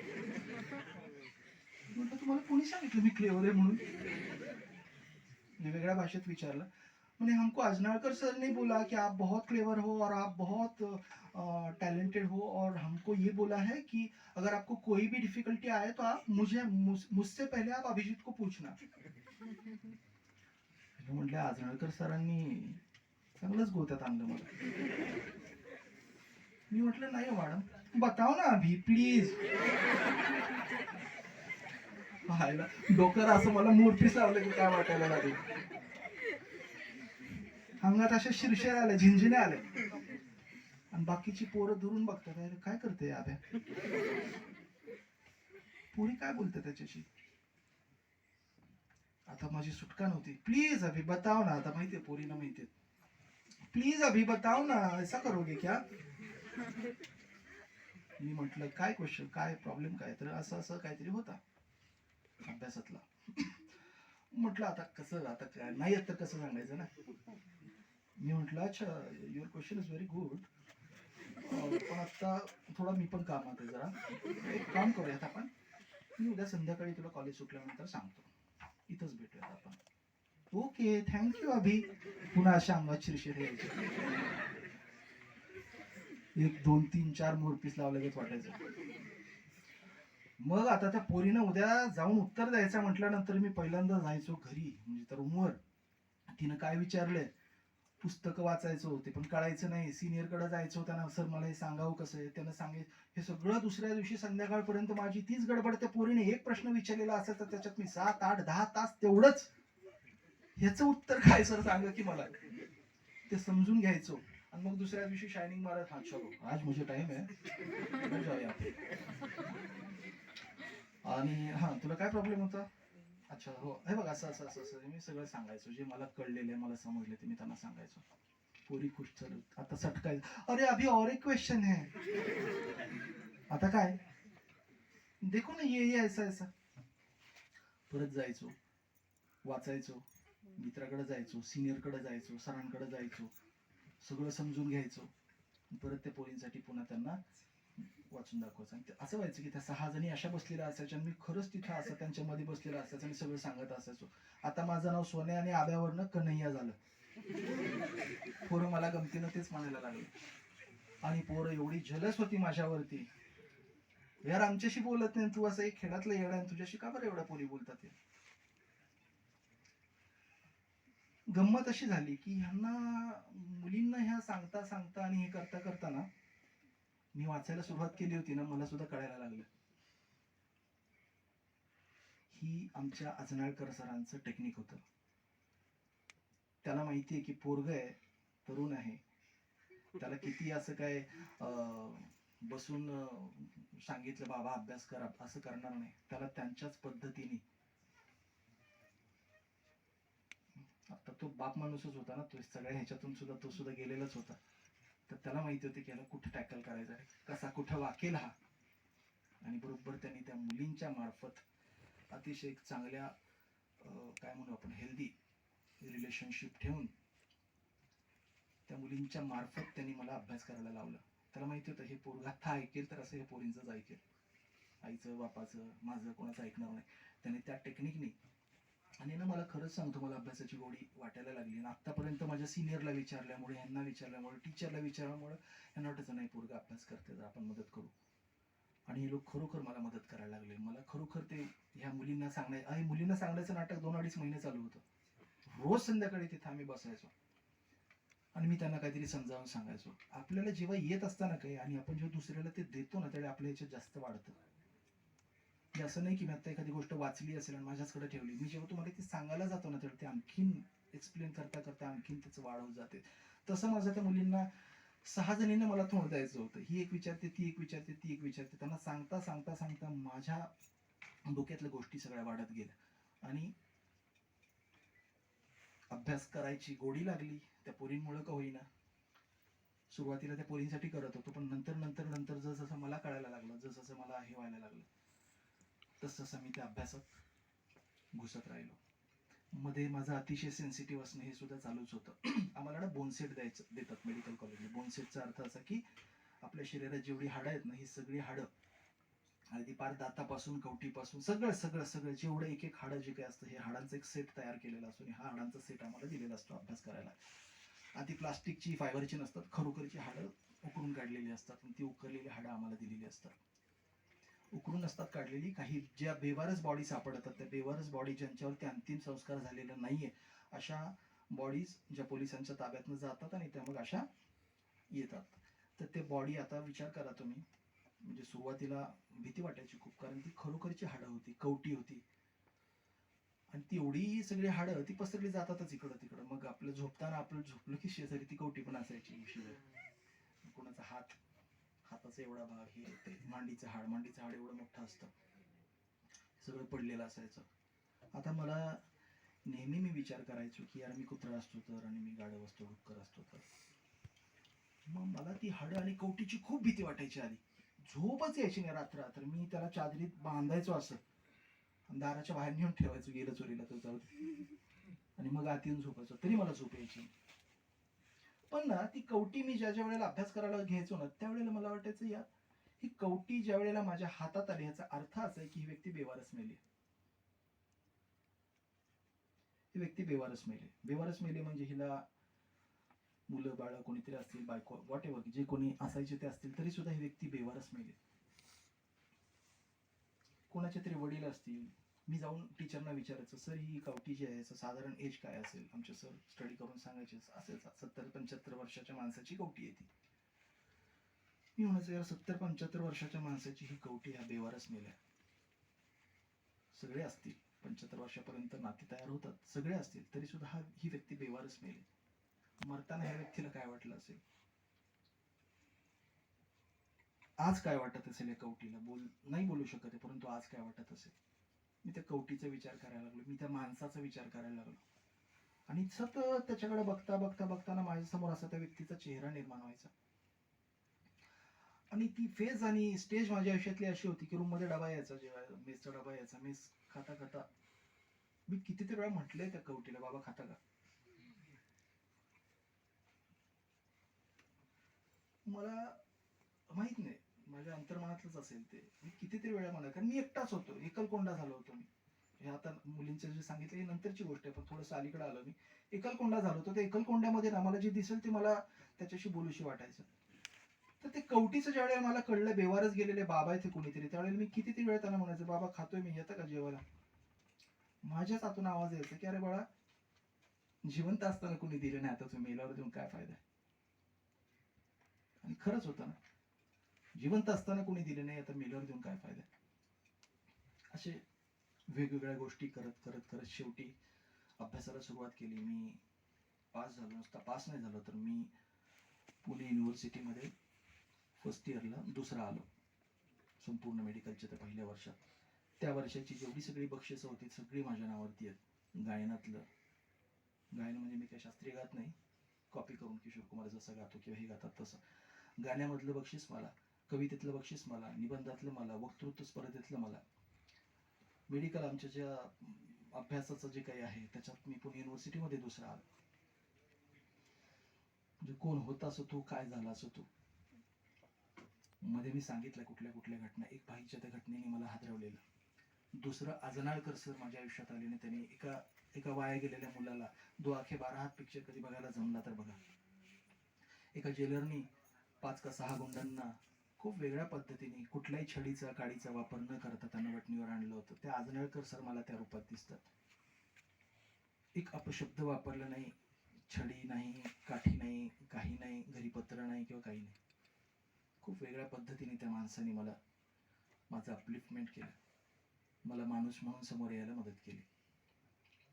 आणि मग पुढचं सगळं डॉक्टर होईपर्यंत सगळं लाईफ खूप छान म्हणजे अभ्यासाच्या दृष्टीने आणि बाकीच्या सगळ्या गोष्टीने खूप छान झालं. मी डॉक्टर झालो, डिग्री मिळाली. प्रत्येकाच्या आयुष्यात काहीतरी घटना असतात, प्रत्येकाच्या आयुष्यात सगळंच काही छान छान असतं असं काही नाही. आई वडील असतात, सगळं असतं, तरी सुद्धा काही अडचणी येतात. माझ्याही घरात काही होत्या. मी ठरवलं घरातनं काहीच घ्यायचं नाही आपण, पण घरातनं काही घ्यायचं नाही, पण मग करायचं काय? मग मी एका झोपडपट्टीत दवाखाना चालू केला, दुसऱ्या झोपडपट्टीत चालू केला. बसायला खुर्ची नाही, काही नाही अशा पद्धतीने शेवटी ते सोडलं आणि एका गावामध्ये गेलो. एका गावामध्ये गेल्यानंतर माझ्या अंगावर खांद्यावर अशा सगळ्या बॅग घेऊन मी लोकांच्या घरी जायचो आणि दार वाजवायचो आणि दार वाजवून विचारायचो की पेशंट आहेत का कोणी, असतील तर त्यांच्या घरात जाऊन पेशंट चेक करायचो, फी घ्यायची. पण जेव्हा डॉक्टर असा घरात येतो त्यावेळी त्याची किंमत कमी होते. पण मी डॉक्टर म्हणजे काय, माझ्या पायात स्लीपर किंवा चप्पल, ढगळी एखादी पॅन्ट, सोडलेला शर्ट, केस बारीक येतात तर केस असे वाढलेले, त्यात मी असा काळा सावळा, घामानं भिजलेला आणि अंगावर 4 बॅगा, म्हणतो डॉक्टर आहे. तिथल्या मावशी म्हणे, अरे बाबा तू कसला डॉक्टर, पुण्यातला भामटा दिसतोय कोणीतरी. लोक घरातच येऊ द्यायचे नाही. आले घरात तरी मी 5च रुपये फी घेत होतो. आपल्याला बार्गेनिंगची एवढी सवय लागलेली असते. 2ला देतो का, 2ला 5 सांगितले, फी किती तुझी, 5 रुपये, 2 कर की, बरं 2 घे आता, 3 रुपये नंतर घ्यायला ये. अशा सगळ्या याच्यात मी अतिशय डिप्रेशन मध्ये पुन्हा चाललो. आयुष्याच्या त्या टप्प्यावर डॉक्टर झाल्यानंतर सुद्धा खूप अपमान आणि खूप बऱ्याचशा गोष्टी. अशा काळात एक भीक मागणारे आजोबा मला भेटले. हे आजोबा बोलता बोलता मला कळलं की ते बाबा जे काही होते, हे बाबा कर्नाटकामध्ये त्यांचे 2 हॉटेल्स आहेत आणि 5 स्टार हॉटेल्स आहेत. पण त्यांच्या मुलाने आणि त्यांच्या भावाने त्यांना प्रॉपर्टीतून बेदखल करून नवरा बायकोला घराच्या बाहेर काढलं होतं. त्यांची बायको वाढली होती आणि आता ते तिथं जगतायत. जेव्हा माझी त्यांची ओळख झाली त्यावेळी मला हे सगळं कळलं आणि खूप वाईट वाटलं या गोष्टीचं. मला पुन्हा त्या कवटीची आठवण झाली. मला वाटलं ही सुद्धा कधीतरी कवटी होणार आहे आणि कुठल्या तरी मेडिकल कॉलेजच्या मेडिकल स्टुडंटच्या हातात जाणार आहे पुन्हा. ह्याला कसं आपल्याला प्रिव्हेंट करता येईल, ह्याला कसं वाचवता येईल, हा विचार करायला लागलो. मी त्यांच्याशी बोलायला लागलो. बोलता बोलता मला त्याने आयुष्यात एक सूत्र शिकवलं. आपलं आयुष्य म्हणजे काय असतं, आपलं जीवन म्हणजे काय असतं. आपलं आयुष्य फक्त 3 पानांचं आहे. आपलं आयुष्य फक्त 3 पानांचं आहे. पहिल्या पानावर लिहिलाय जन्म, तिसऱ्या पानावर लिहिलाय मृत्यू, मधलं एकच पान म्हणजे आपलं आयुष्य. मग मधलं एक पान म्हणजे तरी काय आहे, तर काही लोक रात्रभर जागी असतात स्वतःचा विचार करत. माझं कसं होईल, माझ्या बायकोचं कसं होईल, माझ्या पोराचं कसं होईल, एक गाडी आहे दुसरी होईल का, एक घर आहे दुसरं होईल का, छोटं घर आहे मोठं होईल का, रात्रभर विचार करत असतात स्वतःचा. परंतु काही लोक असतात जे नेहमी दुसऱ्यांचे विचार करत रात्रभर जागे असतात. गाडगे बाबा आहेत, बाबा आमटे आहेत. ही माणसं दुसऱ्यांचा विचार करत रात्रभर जागे. यांचं कसं होईल, यांचं कसं होईल, त्यांचं कसं होईल, त्यांचं कसं होईल, याच्या या विचारांमध्ये माझं कसं याला विचारच नसतो. तर जी माणसं स्वतःचा विचार करत रात्रभर जागी असतात त्यांच्या जागण्याला म्हणायचं जागरण. परंतु जी माणसं दुसऱ्यांचा विचार करत रात्रभर जागी असतात त्यांच्या जागण्याला म्हणायचं जागृती. या जागरणापासून ते जागृतीकडचा प्रवास म्हणजे आपलं आयुष्य. नुसतं जागरण करायचं नाहीये, जागृत व्हायचंय. हे मला तेव्हा त्यांनी सांगितलं होतं, पण ते कानात आलं, मनात नाही आलं, कळलं नव्हतं ते. पुढे मी 1 वर्ष त्यांच्या बरोबर राहिलो. मला ते नेहमी म्हणायचे, बाळा आपण ज्या समाजात राहतो त्या समाजामध्ये माणूस मेल्यानंतर त्याला खांदा दिला की पुण्य मिळतं असं लोक म्हणतात. माणूस मेला की त्याला खांदा दिला की आपल्याला पुण्य मिळतं असं लोक म्हणतात, पण ते खोटे. जो माणूस मरतो त्याला कुणी खांदा दिला का नाही दिला त्याला कुठं काय कळतंय. एखाद्याला खांदा देऊन पुण्य मिळवण्यापेक्षा जी माणसं जिवंत आहेत ना, ज्यांना तुझ्या हाताची गरज आहे ना, त्यांना हाताला हात देऊन तू पुण्य मिळव. खांदा देऊन पुण्य नको मिळवूस, हात देऊन पुण्य मिळव. ही गोष्ट पण मला कानात आली होती, मनात नाही आली, कधी कळलं नाही मला तेव्हा काही. या गोष्टी सगळ्या नंतरच्या. मी असं 1-1.25 वर्ष त्यांच्या बरोबर संभाषण करत राहिलो. त्या बाबांनी माझ्यावर वेगवेगळ्या प्रकारे छान छान संस्कार करण्याचा प्रयत्न केला. त्या काळात मी सुद्धा सगळे असून सुद्धा एकटा असल्यासारखाच होतो. मी ते गाव सोडलं, लोकांच्या घरोघरी जायचं सोडलं. मला एक जॉब मिळाला, तिथे 1-2 वर्ष काम केलं, दुसरा जॉब मिळाला, तिथे 1-2 वर्ष काम केलं, तिसरा एक जॉब मिळाला, इंटरनॅशनल ऑर्गनायझेशनमध्ये जॉब होता, मी अप्लाय केला, माझं लकीली सिलेक्शन झालं. पहिल्या वर्षी, दुसऱ्या वर्षी, तिसऱ्या वर्षी, चौथ्या वर्षी 5 वर्ष सलग 5 प्रमोशन्स घेतले मी आणि 5व्या वर्षी मी संपूर्ण महाराष्ट्राचा हेड झालो. त्यावेळेला माझी सॅलरी होती 5 लाख रुपये दरमहा. ज्यावेळी मी महाराष्ट्राचा हेड झालो, तन मन धन सगळं अर्पून मी त्या संस्थेसाठी काम केलं आणि त्या संस्थेच्या आजपर्यंतच्या हिस्ट्रीमध्ये दरवर्षी प्रमोशन घेणारा, प्रत्येक वर्षी प्रमोशन घेणारा मी आत्तापर्यंत पहिला आणि शेवटचाच आहे. अजून कुणीही ते रेकॉर्ड ब्रेक नाही केलेलं माझ्या नंतर. इतकं तन मन लावून मी त्यासाठी काम केलं. मी महाराष्ट्राचा हेड झालो. 5 लाख रुपये माझी सॅलरी होती. माझं काम बघून माझ्या पुढे 2 वर्षांनी मला माझ्या बॉसनी सांगितलं, अभिजित, मेल आली मला, नाव वी आर प्रमोटिंग, आम्ही तुला अजून एक प्रमोशन देतोय आणि तुला आता मी इंडियाचा हेड बनवतोय आणि तुझी सॅलरी 12 लाख रुपये पर मंथ असेल. यार मी काय विचार करा तुम्ही, 12 लाख रुपये दरमहा पगार. माझ्या डोक्यात विचार चालू झाले, यार काय करूयात आपण 12 लाख रुपये आल्यानंतर. दर महिन्याला 12 लाख रुपये येतील. गाडी तर आहे आपल्याकडे, पण साधी आहे, छोटी आहे. मोठी गाडी आहे मस्त भारी, आणि ड्रायव्हर ठेवायचा यार, आपण मी पण नाही चालवायची. ड्रायव्हर ठेवायचा, ड्रायव्हर पण असं नॉर्मल नाही, white shirt, white pant, cap, त्याला शोफर म्हणतात, अशी शोफरची गाडी. आपण जायच्या आधी त्यानं दार उघडलं पाहिजे, आपण बसायचं, दार नाही लावायचं, तोर दार ढकलेल. बायको बरेच दिवस म्हणते मला दागिना नाही, दागिना नाही. तिला एखादा पाहिजे, तिला पाहिजे तो सिलेक्ट कर. पोरग म्हणते हे पाहिजे, त्याला घेऊन जायचं, तुला काय पाहिजे ते सिलेक्ट. रात्रभर मी विचार करत राहिलो काय करता येईल हे 12 लाखांचं प्लॅनिंग. फ्लॅट कुठे मिळतात चांगले मोठे, 3 BHK 4 BHK फ्लॅट कुठे मिळतात, ते सगळं बघायला शोधायला सुरुवात केली. रात्र रात्र झोप यायची ना, अजून प्रमोशन झालेलं नव्हतं माझं, पण रात्र रात्र झोप यायची ना, यार 12 लाख 12 लाख 12 लाख. आणि सगळं आठवता आठवता मन पुन्हा भूतकाळात जायचं. मग तेच मला आठवायचं कुठं होतो काय होतं, जे आता तुम्हाला सांगितलं याचं सगळं पिक्चर डोक्यामध्ये चालायचा. आणि एका पॉइंटला मला ते बाबा आठवायचे. ते बाबा आठवल्यानंतर वाटायचं, यार आपण मेडिकलला असताना आपल्याला एक कवटी मिळालेली, ती कवटी बेवारशाची होती. आपल्याला जेव्हा बाबा भेटले ते सुद्धा बेवारसच होते. आणि आपण म्हटलेलं असं की ह्या कवटीला आपण बेवारस म्हणून नाही मरू द्यायचं, ह्या बाबांना आपण बेवारस म्हणून नाही मरू द्यायचं, ह्याला वाचवायचं आपण. पण हे विचार केला, पण आपण वागलो नाही तसं कधी. यार ते बाबा जिवंत तरी आहेत का नाही माहित नाही मला, एकदा जाऊन बघूयात. आता माझी आणि बाबांची भेट जी आहे 2000 साली झाली होती, आणि हा विचार माझ्या डोक्यात आला 2014 साली. 14 वर्ष त्या बाबांशी माझा कुठल्याही प्रकारचा काही संपर्क नव्हता. मी माझी गाडी घेऊन त्या गावात गेलो. गावात गेल्यानंतर गाव सगळं चेंज झालेलं होतं 14 वर्षात. कोणाला त्या बाबाचं काही माहित नव्हतं. तरी त्यातली म्हातारी म्हातारी माणसं मी शोधली आणि म्हाताऱ्या माणसाने म्हटलं, बाबा इथे ते बाबा असायचे बघ, कुठे गेले. त्या बाबांनी मला, हा ते म्हातारा आहे, ते मेलं 2002लाच. अरे 2002ला वारले, तुम्ही कोण. मी त्यांच्या मुलासारखाच आहे. मग आत्ता येतोय 12 वर्षानंतर. हो. अरे काय बाबा, इथंच बॉडी पडली होती ना म्हाताऱ्याची, 2 दिवस वास येत होता, कुजली होती बॉडी सगळी. शेवटी आम्ही कॉर्पोरेशनला बोलवलं, त्याने ती कुजलेली बॉडीला हात पण नाही लावला. ते असं दोरी टाकून पायाला बांधून वडत, कुत्रं वडत नेतात तसं नेलं. म्हटलं अंत्यसंस्कार झाले का. असल्या बॉडीवर कुठं अंत्यसंस्कार होतात का. आणि मला जाणवलं की ती कवटी आता कुठल्या तरी मेडिकल कॉलेजमध्ये असणार आहे, ज्याला मी नाही वाचवू शकलो.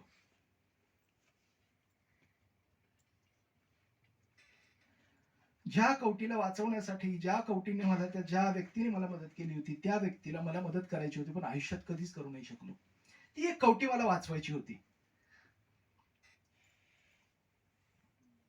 पण नाही वाचवू शकलो. 100% मी सांगतो आजपर्यंतच्या अनुभवावरून की त्या बाबांची कवटी आज कुठल्या तरी मेडिकल कॉलेजच्या विद्यार्थ्याच्या हातात असणार आहे, जे मी प्रिव्हेंट करू शकत होतो, जे मी वाचवू शकत होतो, परंतु नाही वाचवलं, नाही वाचवू शकलो.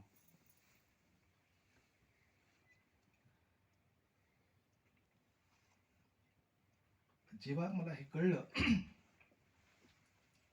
त्यावेळेला मला असं वाटलं की ठीक आहे, हा एक बाबा गेला, पण अजून बरेचसे हजारो लाखो बाबा असे ज्यांना मी वाचवू शकतो, एकाला तरी वाचवू शकतो. आणि त्या दिवसापासून, त्या क्षणापासून ती बोच माझ्यात इतकी लागली होती की त्या क्षणापासून, त्या दिवसापासून पुढच्या महिन्यात मी माझ्या जॉबचा राजीनामा दिला आणि मी भिकाऱ्यांचा डॉक्टर म्हणून जन्माला आलो. म्हणजे मी नेहमी असं म्हणतो की एक म्हातारा मेला आणि त्याला माझ्यासारख्या डॉक्टर फॉर बेगरला जन्माला घातला. एक तो म्हातारा मेला आणि एक हा जन्माला आला. एक भिक्षेकरी मेला आणि एक भिक्षेकराचा डॉक्टर जन्माला आला. 15 ऑगस्ट 2015 साली माझा ऑफिसचा शेवटचा दिवस होता. माझा असणारा 5 लाख रुपये पगार आणि पुढे भविष्यात मिळणारा 12 लाख रुपयाचा पगार, त्याला मी लाथ मारून बाहेर पडलो होतो. मला ओळखणाऱ्या लोकांनी, माझ्या घरातल्यांना असं वाटलं की बहुतेक याला वेळ लागलाय. मला त्याने जॉब सोडू दिला नाही. मी आई वडिलांनी खूप खूप खूप खूप विरोध केला मला. 12 लाखाची नोकरी सोडत नाही, भडव्या मिळत नाहीत नोकऱ्या, तुला मिळते माज करू नकोस, हीच भाषा होती वडिलांची. तरी सुद्धा मला ती जी लागलेली बोच होती ही फार टोकाची होती. बुडाखाली आग लागली होती, ही आग खूप त्याच्यापेक्षा जास्त टोकाची होती. मी घरात वडिलांना म्हटले ठीक आहे, नाही जॉब सोडत मी. माझा 10 ते 5 जॉब असायचा. मी 10 ते 5 रोज या भिक्षेकारांमध्ये जाऊन दुरून बघायचो, काय करतात, कसं वागतात, कुठं असतात. 6 महिने ऑफिसला जातोय असं सांगून मी भिक्षेकारांमध्ये जात होतो. आणि लोकांना हळूहळू कळायला लागलं की असं कोणीतरी येतो, भिक्षेकारांसाठी काहीतरी करतो. आणि मग ते माझ्या वडिलांपर्यंत पोहोचलं आणि त्यावेळी वडिलांना खूप ते प्राऊड फील झालं ऍक्च्युली. वडील म्हटले आता जॉब सोडला तरी चालेल. म्हटलं मी 6 महिन्यापूर्वीच सोडलाय. तिथपासूनची ही आतापर्यंतची कथा. मी तुम्हाला इथं कुठली अक्कल शिकवायला आलेलो नाहीये. मी काही कोणी साधू नाही, संत नाही. सगळं ओपनली सांगितलं की माझ्यासारखा नीच नालायक माणूस नव्हता. पण नीच आणि नालायक असणं हे का पाप नाहीये. फक्त आपल्याला ते कळायला हवंय कधीतरी की मी नीच आणि नालायक आहे. जर आपल्याला कळलं आपण नीच आणि नालायक आहोत तरच आपण त्याच्यात काहीतरी सुधारणा करू शकतो. आज मी इथं आलोय, डॉक्टर अभिजित सोनावणे म्हणून नाही आलो, डॉक्टर फॉर बेगर्स म्हणून नाही आलो, किंवा मला इथं व्याख्याता म्हणून बोलवले म्हणून नाही आलो. मी तुमचा एक मोठा भाऊ म्हणून इथं आलोय. आयुष्यात मी काय चुका केल्या, कुठं कुठं पस्तावलो, कुठं उठून उभं राहायची संधी मिळाली, त्या चुका तुमच्याकडनं सुद्धा होऊ शकतात. त्या चुका टाळायच्या का तसंच पुढं त्याला रेटत राहायचं हे जनतेने ठरवायचं. आपण प्रत्येक जण जन्माला येताना दगडच असतो. आपण स्वतःला दगड म्हणूनच ठेवून मरायचं का स्वतःला शोधून त्याला कुठेतरी मूर्ती घडवायची हे जनतेने ठरवायचं. आयुष्यात मी खूप काही बरोबर केलंय, खूप काही छान काम केलंय म्हणून नाही मी इथं आलो. मी आयुष्यात खूप चुका केल्यात आणि चुकातून खूप शिकलोय म्हणून इथं आलोय. मला बरोबर असण्यापेक्षा चुका करण्याचा जास्त अनुभव आहे म्हणून इथे मी आता. चुका करणं हा गुन्हा नाही. चुका करणं हा गुन्हा नाही. चूक ओळखता न येणं हा गुन्हा आहे. नीट लक्षात ठेवा. चूक करणं हा गुन्हा नाही. आपली चूक काय झाली न कळणं हा गुन्हा आहे.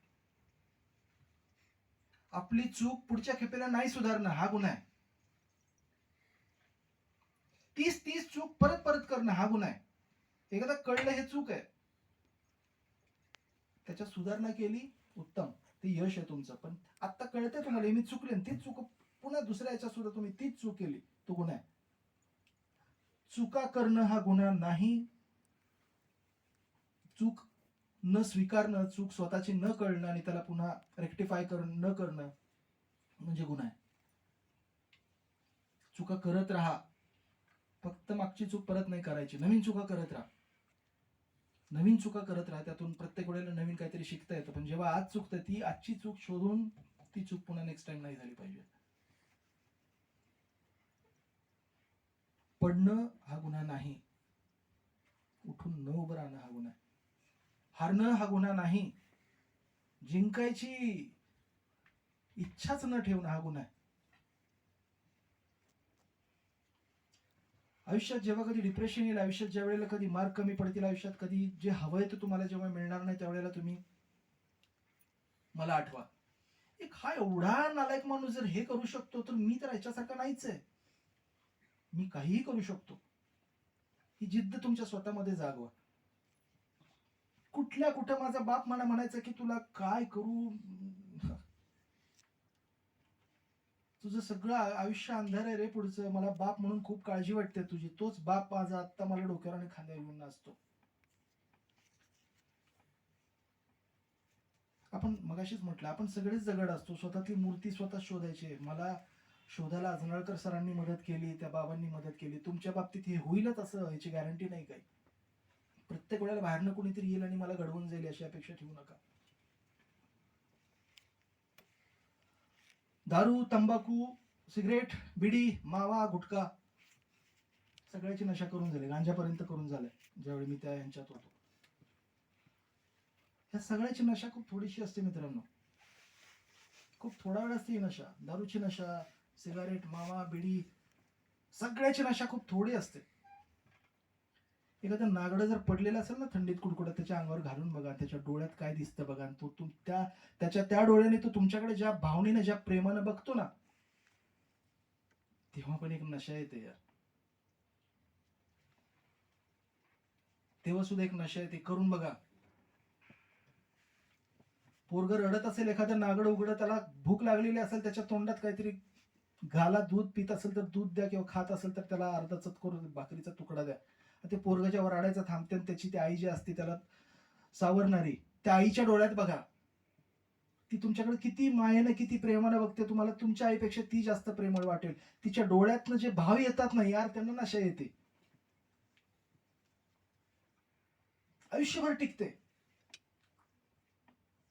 मगाशी म्हटलं मी की कोणाला पाडू नका यार. उचला कोणाला तरी. तू उठून उभं राहिलं ना तर तुम्हाला जी मिठी मारते ना, ते मिठीत नशा असते. झिंग असते त्याच्यामध्ये. खड्ड्यात कोणी पडलंय, कुत्रा असू देत, मांजर असू देत, त्याला वर काढा आणि त्याचे डोळे बघा. माणूस असेल त्याचे डोळे बघा. ती इतक्या प्रेम भावनेने आपल्याकडे बघत असते, इतक्या मायेने आणि इतक्या करुणेने बघत असतो आपल्याकडे यार. त्याच्यात नशा असते, त्याच्यात झिंग असते. दारू, तंबाखू, सिगरेट, बिडी याच्या नशेच्या नादी लागू नका. अशी नशा आत्मसात करा. अशी नशा कधीतरी घेण्याचा प्रयत्न करा. आणि मी म्हणतो ह्या नशेचं व्यसन लागू दे तुम्हाला. बघा लोकांच्या डोळ्यामध्ये, तर खरंच नशा येते. नाही आली तर मला फोन करून सांगा. नशा ती असते यार. बिडीन, तंबाखू, सिगरेट आणि दारू आणि गांजा आणि अफू आणि काय काय काय काय. हे वय रे आता तुमचं. मी करून बसलोय सगळं हे. मला कुणीतरी चुकून बाहेर काढलं म्हणून मी आज इथं उभा आहे, नाही तर मी कुठेतरी जन्मठेप भोगत असतो आता. तुमच्या कुणाचं तसं होऊ नये त्याच्यासाठी मोठा भाऊ म्हणून सांगायला आलोय. मी माझ्या कामाचं खूप कौतुक मोठं माझ्या व्याख्यानांमध्ये तेच असतं. मी काय करतो, कसं करतो, मला ते काही सांगायचं नाहीये तुम्हाला. इच्छा असेल तर जाऊन बघा युट्यूबला मी अजून काय करतो ते. मला मूळ हे सांगायचं होतं. आणि हेच सांगण्यासाठी आधीचा सगळा माझा उपद्व्याप तुम्हाला सांगितला. नशा ह्याची करा. माणूस कधी पण ऑब्झर्व करा. माणूस जर डोंगरावर चढत असेल ना तर तसा झुकलेला असतो, वाकलेला असतो. माणूस डोंगरावर चढणारा माणूस नेहमी वाकलेला असतो, झुकलेला असतो. डोंगरावर उतरणारा माणूस ना असं छाताड पुढे काढून पडत असतं. तुमच्या पुढे जर कोणी झुकलेली एखादी व्यक्ती आली, नम्रपणे एखादी जर व्यक्ती आली, तर त्या व्यक्तीला कमी नका समजू. लक्षात ठेवा ती व्यक्ती वर चालली. पायऱ्या चढणारा माणूस तुम्ही कधीही बघा, पायऱ्या चढणारा माणूस वाकून चढत असतो. पायऱ्या म्हणजे एवढा नाही, परंतु वाकून चढत असतो पायऱ्या. तुमच्या पुढे जर कोणी अशी झुकलेली व्यक्ती आली, नम्र व्यक्ती जर आली, तर असंच नका समजू की ती हलकी आहे, फालतू आहे. ती व्यक्ती वर पायऱ्या चढते म्हणून झुकली. तुमच्या पुढे जर कोणी असा अर्ध्या हळकुंडाने पिवळा झालेला एखादा छाताड काढून बाहेर आलेला जर तुमच्या पुढे आला, तर त्याच्याकडे दुर्लक्ष करा. आणि हे लक्षात राहू दे, तो उतरतीला लागलाय, पायऱ्या उतरतोय तो. त्या नम्र माणसाला मान द्या, सन्मान द्या. डोंगरावर जर चढत असेल ना एखादा, तर त्याचा पाय नका खेचू, पडणार आहे तो. तुम्हाला खेचायची जर एवढी मस्ती असेल ना, तर जो खाली पडलाय त्याचा हात खेचा, तो उठून उभा राहील. खेचणं सेम आहे. इथं पाय खेचला की माणूस पडतंय, इथं हात खेचला की माणूस उठून उभा राहतंय. खेचायला, पाय खेचायला अक्कल काही लागत नाही, हात खेचायला अक्कल आणि ताकद खूप लागते. हे धाडस असणं ती मर्दानगी असते. पाडायला मर्द नाहीत म्हणत, उचलणारा मर्द असतो. मर्दानगी म्हणतो ना आपण पुरुष लोक खास करून, मर्द पाडणारा मर्द नसतो कधी, लक्षात घ्या. उचलणारा, उठवणारा, आधार देणारा मर्द असतो. जेव्हा भीती वाटते माझी तुम्हाला कोणाची, त्यावेळी मी मर्द नाहीये. माझं ज्यावेळी तुम्हाला इथल्या पोरींना तुम्हाला ज्यावेळी आधार वाटेल, तो खरा मर्द आहे. आयुष्यात भक्ती करायला शिका. भक्ती म्हणजे मी नाही म्हणत टाळ घेऊन कुठं निरांजन लावा, तुपाचं 10 अगरबत्त्या ओवाळा, त्या ह्याला नारळ फोडा, ही भक्ती नाही. याला भक्ती नाहीत म्हणत. भक्तीचा साधा सोपा अर्थ माझ्या दृष्टीने जो आहे तो, आपल्याला जे काम नेमून दिलंय ते मनोभावे करणं म्हणजे भक्ती. आज स्टुडंट आहात तुम्ही. आज तुम्ही भक्ती कशाची करायची आहे? पुस्तकांची भक्ती करायची. आज भक्ती कोणाची करायची? अशा मोठ्या मोठ्या गुरुजनांची भक्ती करायची आहे. घरात जाऊन आई बापाची भक्ती करायची. बरं, भक्ती करायची म्हणजे काय? यांच्या पुढे काय अगरबत्त्या नाही ताणायच्यात, नारळ नाही फोडायचे. खूप अभ्यास करा, जीव लावून, जीव तोडून, पूर्ण सर्वस्व झोकून. जेव्हा तुम्ही अशी अभ्यास कराल त्यावेळी ती पुस्तकाची भक्ती होते. ही जी गुरुजन मंडळी इथं जी बसली आहे समोर, हे जे काही सांगतायत ते ऐका, ते जे शिकवतायत ते ध्यानात घ्या. ते काही भलं बुरं तुमचं भलंच सांगतील, नेहमी बुरं काही सांगणार नाहीत. ते जे सांगतील त्याच्याप्रमाणे वाटचाल करायचा प्रयत्न करा. ही त्या गुरुजींची भक्ती झाली. आई बापाची सेवा करा. म्हातारी झाल्यानंतर त्यांना घराच्या बाहेर बायकोचं ऐकून सोडू नका. किंवा इव्हन पोरींचं सुद्धा सांगतोय, नवऱ्याचं ऐकून की आणखीन कुठल्या गोष्टीने आई बापाला सोडू नका. दुसऱ्याचे आई बाप सुटत असतील तर त्यांना धरून ठेवा. ही त्यांची भक्ती झाली. तुम्ही आज शिकताय म्हणून, विद्यार्थी म्हणून तुम्हाला हे सांगितलं. जेव्हा तुम्ही उद्या कुठं कामाधंद्याला लागाल, सरकारी बिगर सरकारी नोकरी कराल, त्यावेळी त्या संस्थेसाठी तन मन धन अर्पून काम करा. ही त्या संस्थेची भक्ती झाली. अशी भक्ती करायची आपल्याला. टाळ वाजून भक्ती होत नाही. अगरबत्त्या लावून देव पावत नाही, नारळ फोडून देव पावत नाही. कुठलीही गोष्ट मनोभावे करणं म्हणजे भक्ती. कुठलीही गोष्ट करा मनोभावे. आणखीन एक सांगायचं की आयुष्यात प्रार्थना सुद्धा करायला शिका. प्रार्थना म्हणजे काय? मी आता सगळ्या मंदिर आणि मशिदीत दिवसभर असतो ना, तिथं मी विचारतो कोणाला तरी, काय केलं रे 10 मिनिटं मंदिरात जाऊन? अरे प्रार्थना केली. काय प्रार्थना केली? अरे यार काही नाही, मुलाचं हे ते मुलाचं ते मागितलं, आईचं, आई आजारी, आईचं हे मागितलं, माझं असं. अरे साल्यांनो, जो स्वतःसाठी मागतो तर ती कसली प्रार्थना? जो दुसऱ्यासाठी जो मागतो ती प्रार्थना असते. स्वतःसाठी जो मागतो ती लाचारी असते. मला हे दे, मला ते दे, माझ्या बायकोला हे, मला हे, मला मला मला मला मला देवापुढे जाऊन. मग तुमच्या तर ते बाहेर भिक्षा करायला फरक काय राहिला? ते म्हणतातच ना आम्हाला द्या काहीतरी. माझ्या दृष्टीने भक्त आणि भिक्षकऱ्यांमध्ये काहीच फरक नाही. भक्त मंदिराच्या आत मागतात, भिक्षकरी मंदिराच्या बाहेर मागतात. मग भक्त कोण आणि भिकारी कोण? प्रार्थना जरूर करा. मागताना दुसऱ्यासाठी मागा. जर दुसऱ्यासाठी मागाल तर ती प्रार्थना होते. स्वतःसाठी मागितलं तर ती भीक असते, लक्षात घ्या. स्वतःसाठी मागतो ती लाचारी असते. मग तुमच्यात माझ्यात, आपण जर स्वतःसाठीच सगळं मागणार असेल तर मग तुमच्यात माझ्यात, आणि ज्यांना तुम्ही भिकारी म्हणता त्यांच्यात तुमच्यात माझ्यात फरक काय राहिला? तर प्रार्थना करा. त्या प्रार्थनेत दुसऱ्यासाठी काहीतरी मागा. दुसऱ्याला मिळता मिळता तुमचं कधी मागे भरलं जाईल तुमचं तुम्हालाच कळणार नाही.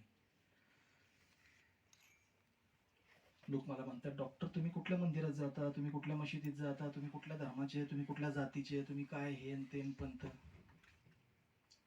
तुम्हाला एक सांगू, माझ्या कानामध्ये स्टेथोस्कोप असतो आणि मी पेशंटला, माझ्या भिक्षकरी लोकांना मी चेक करत असतो. छातीवरती हा स्टेथोस्कोपचा जो चेस्ट पीस म्हणतात त्याला, तो मी ठेवून जेव्हा पेशंटला चेक करत असतो त्यावेळी मला असं वाटतं की यार मी कुठल्या तरी देवाची आरती करतोय.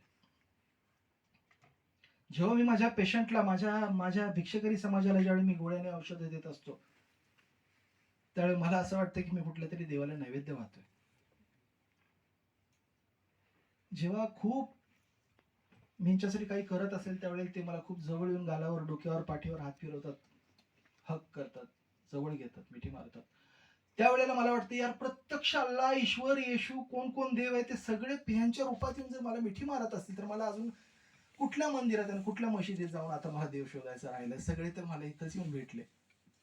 त्याच्यामुळे मला आज कुठल्या मंदिरात आणि मशिदीत जाऊन देव शोधायची कधी गरज पडत नाही. मी जे काही काम करतोय सर, माझं इतकं कौतुक केलं सरांनी, या ताईंनी सुद्धा. एक सांगतो, हे सगळं चुका निस्तरण्याचा प्रकार आहे, प्रामाणिकपणे सांगतोय. ज्या आजाची मी टपरी मोडली होती, त्या आजाच्या टपरी मोडल्यानंतर मला तेव्हा काही वाटलं नव्हतं, परंतु ज्या आजाची टपरी मोडली मला नंतर खूप लक्षात आलं, त्याच्या बायकोनी त्या दिवशी काय स्वयंपाक केला असेल, त्याच्या पोरांनी काय केलं असेल. आजा परत तिथं कधी टपरी लावून दिसला नाही. त्याचा टपरी मोडली होती त्याची, त्यानं ती टपरी कुठनं आणली असेल, चहाचं भांडं कुठनं आणलं असेल, चहा साखर पावडर कुठनं आणलं असेल, परंतु त्याला किती दिवस त्याला ते गोळा करायला गेले असतील, हा विचार नाही मी केला कधी. हा विचार मी आत्ता करतोय, आणि या विचाराने पश्चाताप दग्ध होऊन मी आता 35 ते 40 लोकांना टपऱ्या टाकून दिलेल्या तर माझ्या या कामामध्ये. एका आजाला मी दुखावलं, मी 40 कुटुंबांना आता ह्या टपरी टाकून दिले. जो मी त्या पेरूचं सांगितलं की खाऊन फेकून द्यायचो, लाथ मारायचो, पेरू सगळे उडून जायचे, आज 35 ते 40 लोकांना आपण भाजीचे व्यवसाय टाकून दिलेले आहेत. या ह्याच्यामध्ये एक संसार मी उद्ध्वस्त केलाय, आता नाही करणार. जे मोडलं ते परत आता मांडायला सुरुवात केली. आयुष्यात ज्या चुका केल्या त्या चुका निस्तरण्याचा प्रयत्न करतोय. लोक रस्त्यात पडलेले असायचे, आम्ही थुंकायचो त्यांच्यावरती, ही घाण. याच लोकांना मी आता आंघोळ घालतो माझ्या हाताने, याच लोकांची मी दाढीने कटिंग करतोय. कुठलाही नावी येत नाही दाढी कटिंग करायला, कारण किडे पडलेले असतात सगळ्या अंगामध्ये. ही चुका निस्तरतोय मी. ज्याच्या अंगावर थुंकलो मला त्याची सेवा करायला पुन्हा पाठवलं, आणि करतोय. मी स्वतः शिकलो नाही इन द सेन्स टवाळक्या करत सगळ्या गावभर बोंबलत फिरायचो, म्हणून मी आता हे त्यांच्या मुलांना शिकवण्याचा प्रयत्न करतो की बाबांनो शिका. अशी आज 1 नाही 2 नाही 3 नाही, माझ्याकडे 1100 लोक आहेत. मी एका माणसाला सपोर्ट करू म्हणता म्हणता आज माझ्याकडे 1100 लोक झालेत. 1100 लोकांना रस्त्यावरती मी सर्व्ह करतोय. साधारण 20-22 रस्त्यावर पडलेली अत्यंत गलिच्छ अंगावरती किडे पडलेले लोक, त्यांच्या हाताने आणि फोर्सेपनी किडे काढून काढून काढून त्यांना माणसात आणलं. अशी 20 लोक आता वृद्धाश्रमामध्ये जगतायत, जे कधीही जाणार होते. 52 विद्यार्थ्यांची शिक्षणाची जबाबदारी घेतली.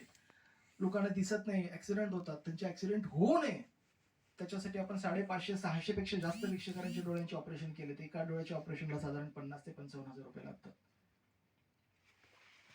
आणखीनही बरंच काही आहे, तुम्ही युट्यूबला वरती बघा.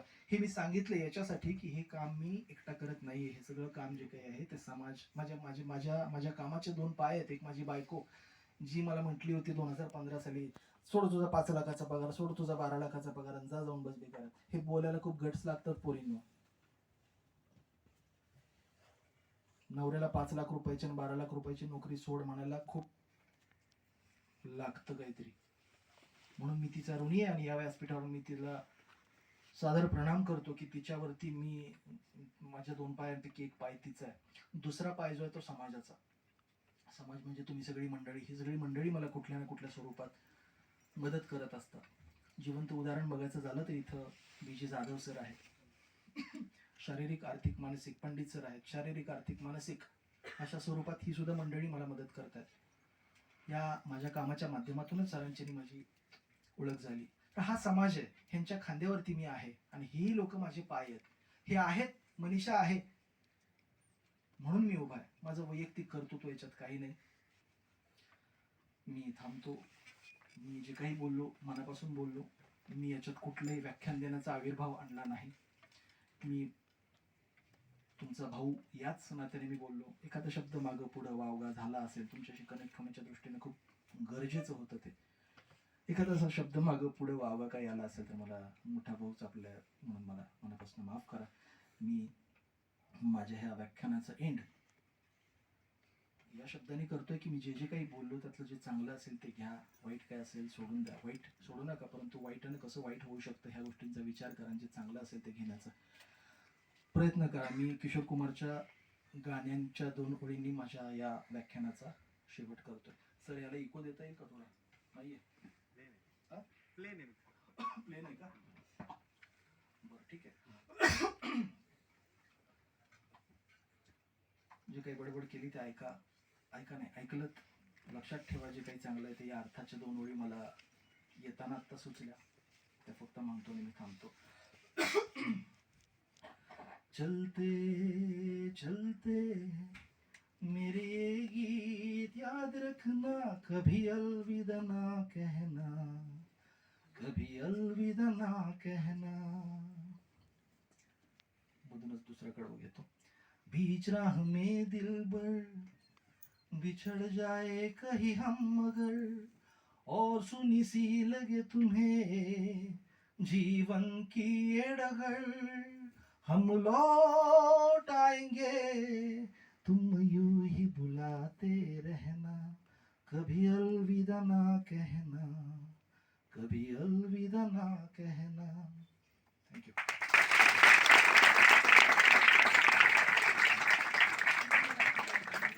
जागेवरच उभं राहून डॉक्टरांना मानवंदना दिली. टाळ्या वाजवून